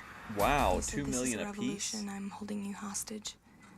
And one of the girls in my class, I don't just went hysterical. Have you guys heard of this teacher a copy of a bizarre story before? I manifesto haven't. Oh, outlining damn his it. apocalyptic plan for the Hold children on. of I'm each sorry, I teacher want a to see copy this. of a bizarre The 0 is 00. This is true. Drugs aren't the answer. They do assist in the direction of said answer. They are also another excuse to fail. Fair. I'm closer to giving it all away. It wipes existence out. Little excuse to fail. There is no reason. There is nothing. There is nothing. The world and life are as big as you make them. At freedom. Czar Manifesto. Anything. Okay, freedom. Anything you find, don't be afraid of it. Don't be afraid of it. It's relative, all right. I am God. Now, what we need Jimmy to read this. In his apocalyptic plan for the children of... Relativeness is ignorance. We are children for the excuses. Relativeness, a past of. Period. He said, God equals infinity, infinity equals zero, therefore God does not exist. David Young was insane. I don't think Savvy Guy joins panels, does he?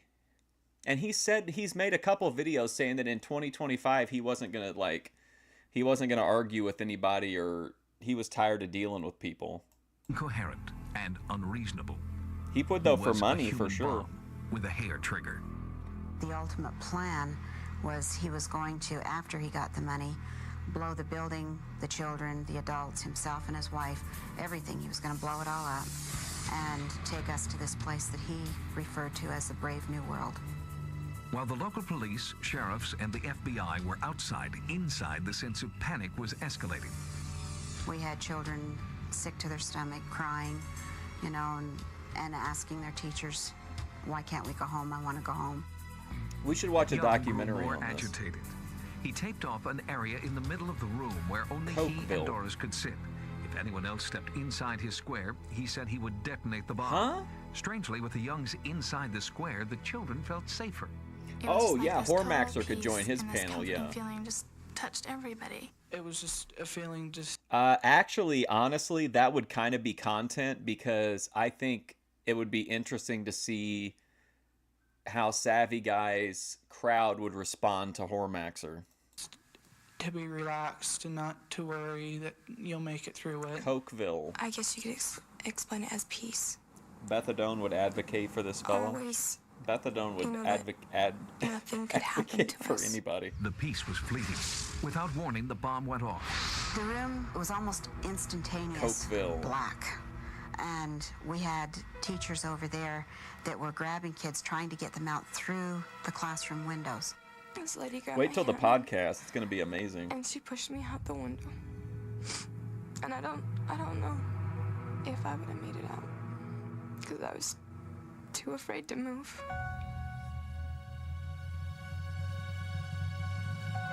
That was the most frightening experience. Amy Bagazzo. Not knowing how many left, if any, of my classmates. Miraculously, the only two people who died that day were David and Doris Young. Everyone outside. He tagged it. Okay, so he's tagging Savvy Guy, right? Like either in the body, either in the title or the description. Like if he makes videos about him, I mean, eventually maybe Savvy Guy will reach out to him, or I don't know how you get a hold of him unless he wants to send him some money in Cash App and attach a message or something. Inside the so-called Magic Square survived.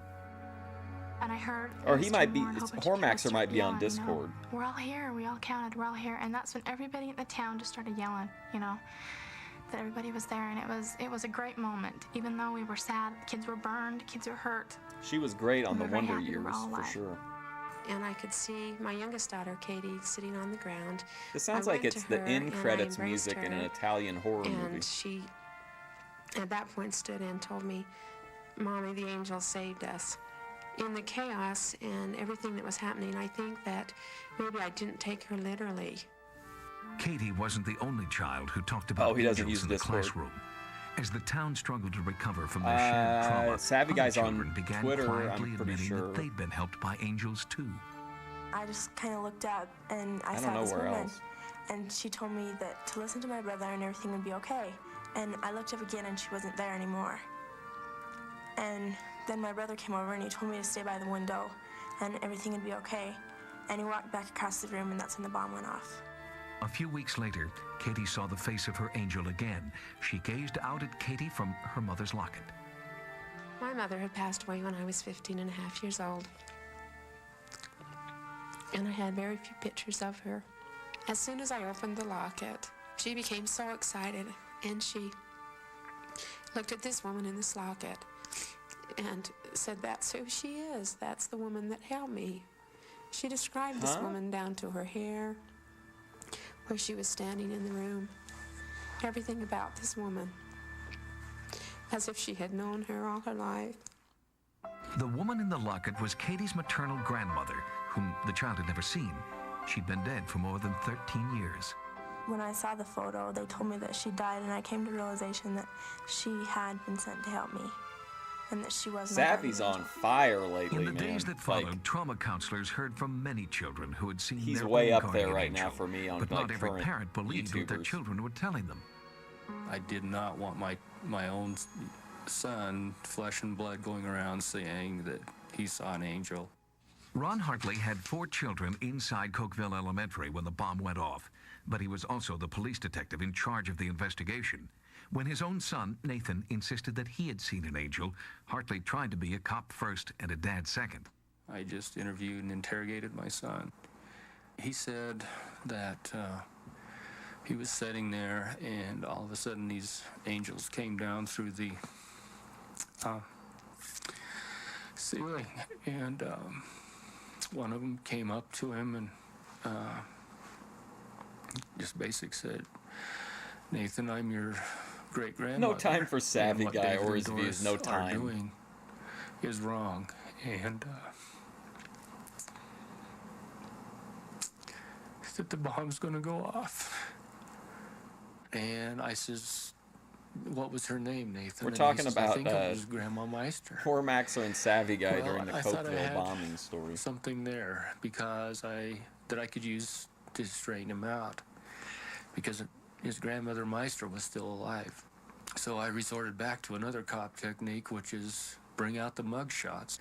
We was thumbing through it, and all of a sudden there's a picture of both his grandmothers sitting there. And he just immediately put his little hand This was the mug shot the old woman on chose. the page, so I couldn't turn it. He says, "That's her." He says, "That's my guardian angel." He pointed to my Grandma Elliott, who was sitting right next to Grandma Meister. I says, "Nathan," I says, "why didn't you tell us this before?" And he just looked at me and he says, "Dad, you wouldn't believe me." Whether or not there were angels in the room that day, some unseen force was at work. Investigators at the scene reported that the bomb was fully functional and should have been lethal. Should have been 160 people dead. Bomb technician Richard Haskell says the bomb should have been much more destructive. From where this window is down Oh, here to man, the remember to John the north, Daly back in the day? Everything on this side should have been gone. This wall should have been just literally laying down on the grass. All the bricks and everything, it shouldn't even have been here. It should have been gone. In the aftermath, police videotaped the bombed-out classroom. An image is clearly visible on the southeast wall. Another photo of the area captures what looks like the silhouette of an angelic figure. Shiva. The children say this is where one of the angels stood. That was a sign showing us, that yes, this was a miracle. Be grateful. I think there probably were angels in the room when the bomb went off, and so the image was just impacted on the wall. There was an angel for everybody watching over him that day. There's absolutely no way that we could have made it through that without some kind of help. John Daly would never wear a cop uniform. Angels are fast becoming the latest pop culture icon, but you won't find angel t-shirts and coffee mugs for sale in Cokeville. For the people of Cokeville, including children, parents, even the police. Hold on, I'm sorry. I gotta hear that again. Absolutely. Angels are fast becoming the latest pop culture icon. Angels are now fast becoming the top pop culture icon? What? What is this guy talking about? Is this guy working for Big Angel? What's going on here? Trying to help. Angels are fast becoming the latest pop culture icon, but you won't find angel t-shirts and coffee mugs for sale in Cokeville. Wow, what a dramatic read. Unbelievable.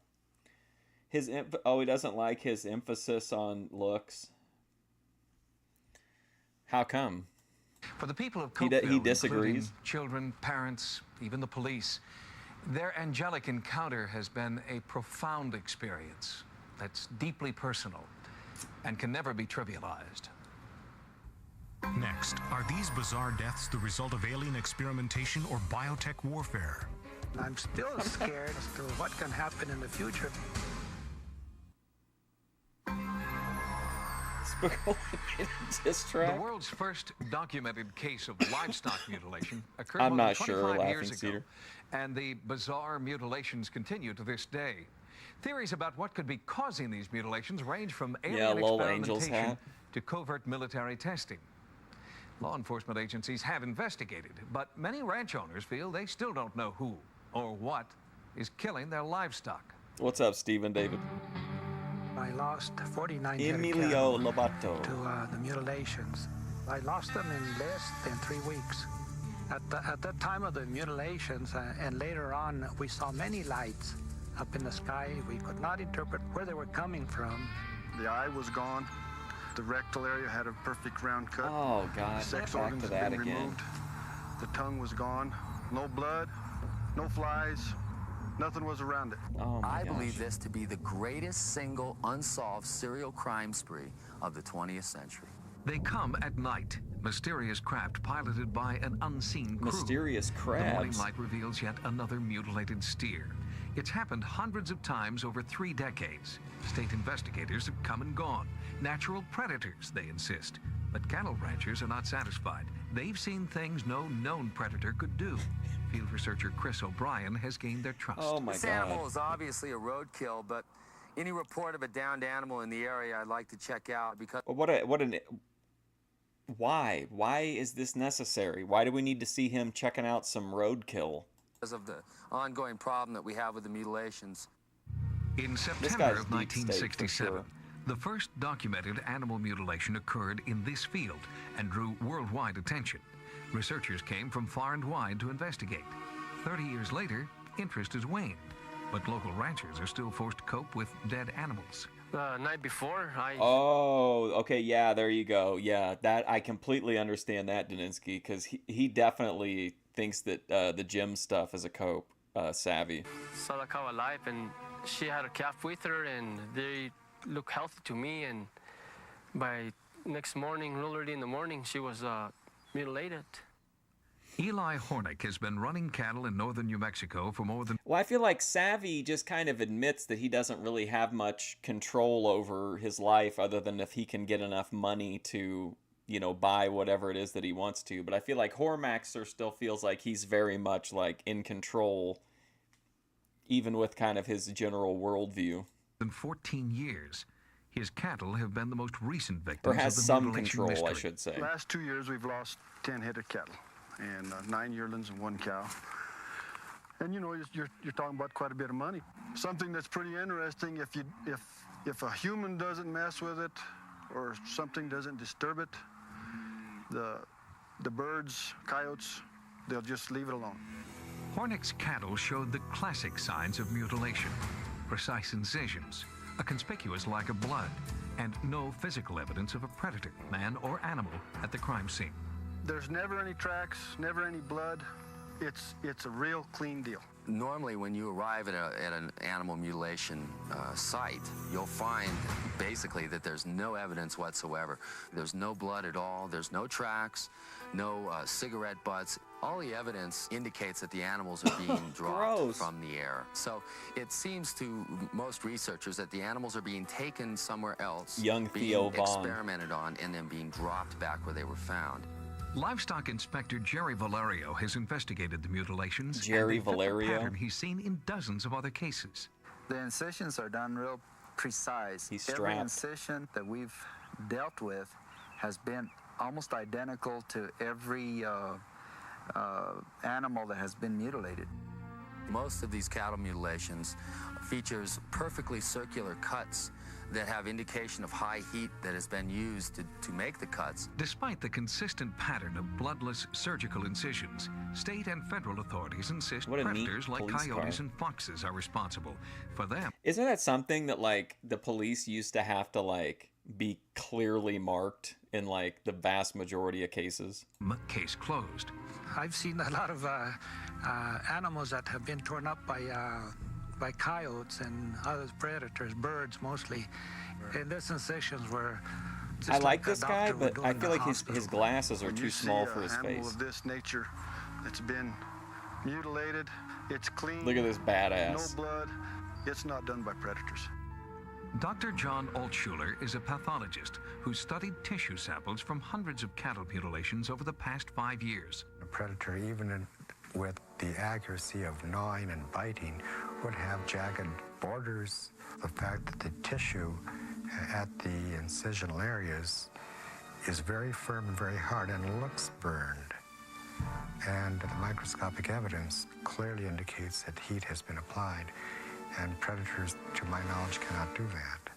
What could create these burnt-edged incisions is a highly sophisticated portable laser. Lasers have the ability to actually Creepy cauterize voice the wound, doc. stop the bleeding. as Colonel you're Mike cutting. Prairie. But no portable laser is powerful enough to cut and cauterize masses of livestock tissue. At Kirtland Air Force Base, Colonel Michael Prairie demonstrates the world's most precise portable laser. Going through a quarter of an inch of flesh, you'd have to take several passes, maybe 5 or 10 passes. This is like those to get videos where they through. operate on the The grape. precision of the cut is limited to the precision of the operator. If you needed to make a circular cut with very tight tolerances, you'd have to find some other way, some kind of mechanical system to make such a cut.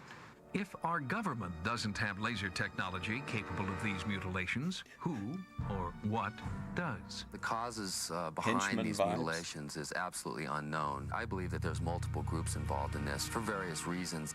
The tissue that is being excised from these animals is the fastest regenerating tissue in the bodies and have residual elements of their environment in them. Anonymous groups with advanced technology mutilating livestock? Sounds impossible, but consider this new theory. Biotech... You know, Daninsky, if Sergeant Slaughter were on here and they used his real name of Robert Remus, I would definitely think that that was a fake name. Companies are fighting a super-secret war to be the first to find an artificial... For 300 years, physicians have sought a fluid that could replace blood in emergencies. At last, researchers may be close. Like, isn't that kind of true now? Didn't they come out that like a Chinese lab had come up with a like synthetic universal blood? Substitute for human blood. A lot Or of was them that are just using something the I heard hemoglobin Jedi in Rich cattle talk blood about? as their base. The first company to develop this artificial blood could have a $10 billion market all to themselves. The stakes are high, and they don't want the competition to know what they're doing. Whenever these mutilations occur, Ernest there was Sandoval. always a sighting of helicopters around the area. In a lot of cases, strange lights have been seen around mutilation sites, and most often, helicopters are seen in and around mutilation sites. It's like someone is monitoring these areas where these animal deaths are occurring. People ask me South to why West, are they if you're leaving in these here, what do you carcasses think of this lying around guy these in the denim? pastures. I think these carcasses are taken and then returned is somehow to instill fear in the rancher. I am over my anger, but I'm still very confused, and I'm still Japan scared made as synthetic to blood what can in his. happen in the Okay, future. I thought there There's was somebody something. somewhere that knows what's doing this. Am I ready for the we need to reboot? get Yeah. out in the open and try to get stopped. Until we get people to... I feel like I'm pretty forgiving. Like, I'm not going into it with crazy expectations, and like I'm not gonna break down every scene, or you know what I mean. Like, I feel like I'm just gonna like probably watch it and you know whatever. I'm not expecting like the same show. To report these cases and get the help of state and federal law enforcement officials, we're spinning our wheels. There are no answers. There's just You want me to do episodic reviews? thousands of questions and thousands of dead animals. Since our report, rancher Eli Hornick has discovered yet another mutilated steer on his property. Like the livestock in our report, this animal appears to have died from laser-precise Yeah, incisions it's about to start and the an enormous show, I'm loss pretty of sure. blood. Next, a rare discovery leads experts to believe that monsters exist. There may be far more species on the planet than we thought previously. The search for ancient creatures. Until recently, most biologists thought science had discovered all the big, obvious animals with warm blood and fur. All I heard about the They remake is contend, that therefore, Greg Cook Bigfoot is and producing, Yeti must be and simply Doug Locke is mythological the exec. creatures. But last spring, biologists on a field trip along the Vietnam-Laos border proved their colleagues wrong. They found not one, but 3 new species of mammal. I kind of want to have my Alex Jones character really focus in on Doug Locke and like really make him the center of like the conspiracy verse. Just a year old, she's a legend come to life. The creature locals have described as an antelope with gills now has a scientific name, the Vu Quang ox. In the same region, biologists found the remains of 2 additional new species. The giant muntjac is a saber-toothed deer, and the slow-running deer is a creature who should have been as easy to catch up with as the name implies. Is this for real? This is in North Vietnam, in the very mountainous region. Very few people have been in the region to begin with. It's an extremely rich area.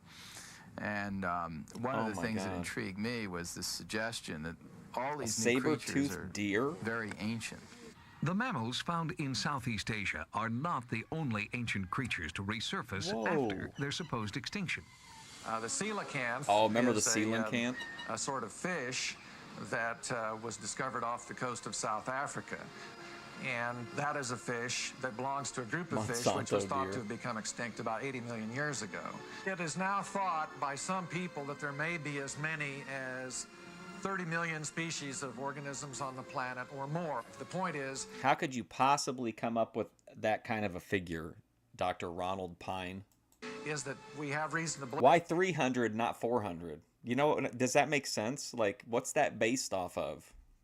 Believe now that there may be far more species on the planet than we thought previously. Numbers mean Cryptozoologists something. like Roy Mackle believe the clues to discovering some of these 30 million undiscovered species can be found in legends and persistent folktales. Back in the 60s, when we first took seriously that perhaps behind such things as Loch Ness Monster, Bigfoot, the Sasquatch, there might be real animals, we were just laughed at. I am a zoologist. I study creatures which are known to exist, and I also discover new unknown creatures. That guy definitely but every time owns we a crystal go out ball. and we discover something new, the cryptozoologists treat this somehow as being a victory for their side. But the new kinds of animals that turn up are turned up by people like me. But cryptozoologists feel there's a kind of conceit in a mainstream scientific community that won't acknowledge the thousands of fantastic sightings reported by laymen every year. Is it possible that among the millions of undiscovered species, we may find dinosaurs and the humanoid primate legend has named Sasquatch and Yeti? There have been mainstream zoologists who have said that no more large quadrupeds, that is, four-legged animals, are going to be discovered. And they've been proved wrong over and over again. That's the great thing about Vu Quang. He is, again, an area in one of the most densely populated nations on Earth, in a small area, and yet these things are unknown to science until just recently. So there is a fair amount of territory left on Earth where scientists really haven't exhaustively explored the area. Oh my gosh, how weird. And I do expect a lot will be found. That is so cool. The newly discovered mammals have been part of Vietnamese and Laotian mythology for centuries. It wasn't until they were captured and identified by biologists, however, that they officially existed. Some cryptozoologists contend the same will be true for centuries of reported Bigfoot and Yeti sightings. They believe it's only a matter of time until these creatures are found to exist officially. If you've had a paranormal experience, call the Sightings hotline at 1-900-933-SIGHT. Do you think Paramount getting involved, or do you think they were always involved? I don't remember the Paramount Each call 65 cents a minute. Average call lasts 3 before minutes. season 3. Sightings Maybe is they also took online. over. Our email address is sightings@aol.com. On the next edition of Sightings, the military has a new secret weapon. Will there ever be a review on I Spit on Your Grave? Yeah, I can review that one. I didn't review that one. I probably wrote a review on the website, but I didn't film a review. Was this technology recovered from an alien spacecraft? I can't say for sure what we saw was of this Earth. Then, this woman knows what your pet is thinking. Sing, we can talk. This is Mommy's Peaches. And a psychic detective's vision of murder. I just need to touch something that was on the victim. I touch I just it and needed I can Carrie Fisher become just needs to touch the victim. That's next time. Until then, remember, no mystery is closed to an open mind. There we go. There's our new Sightings, I'm Tim catchphrase. White. Henry Winkler. All right, guys, I gotta go. I am going to, though. I'm gonna meet with Bethadone in a few hours. I don't know if we'll make any. I don't know if we'll make any content or whatever, but I think we're gonna try to at least film a partial interview. So that'll be up eventually. But I gotta go for now, though. Thanks for hanging out once again, delving into the mysteries of the unknown with me. I do greatly appreciate it, and hopefully I will see you guys next time. Oh, I'll be back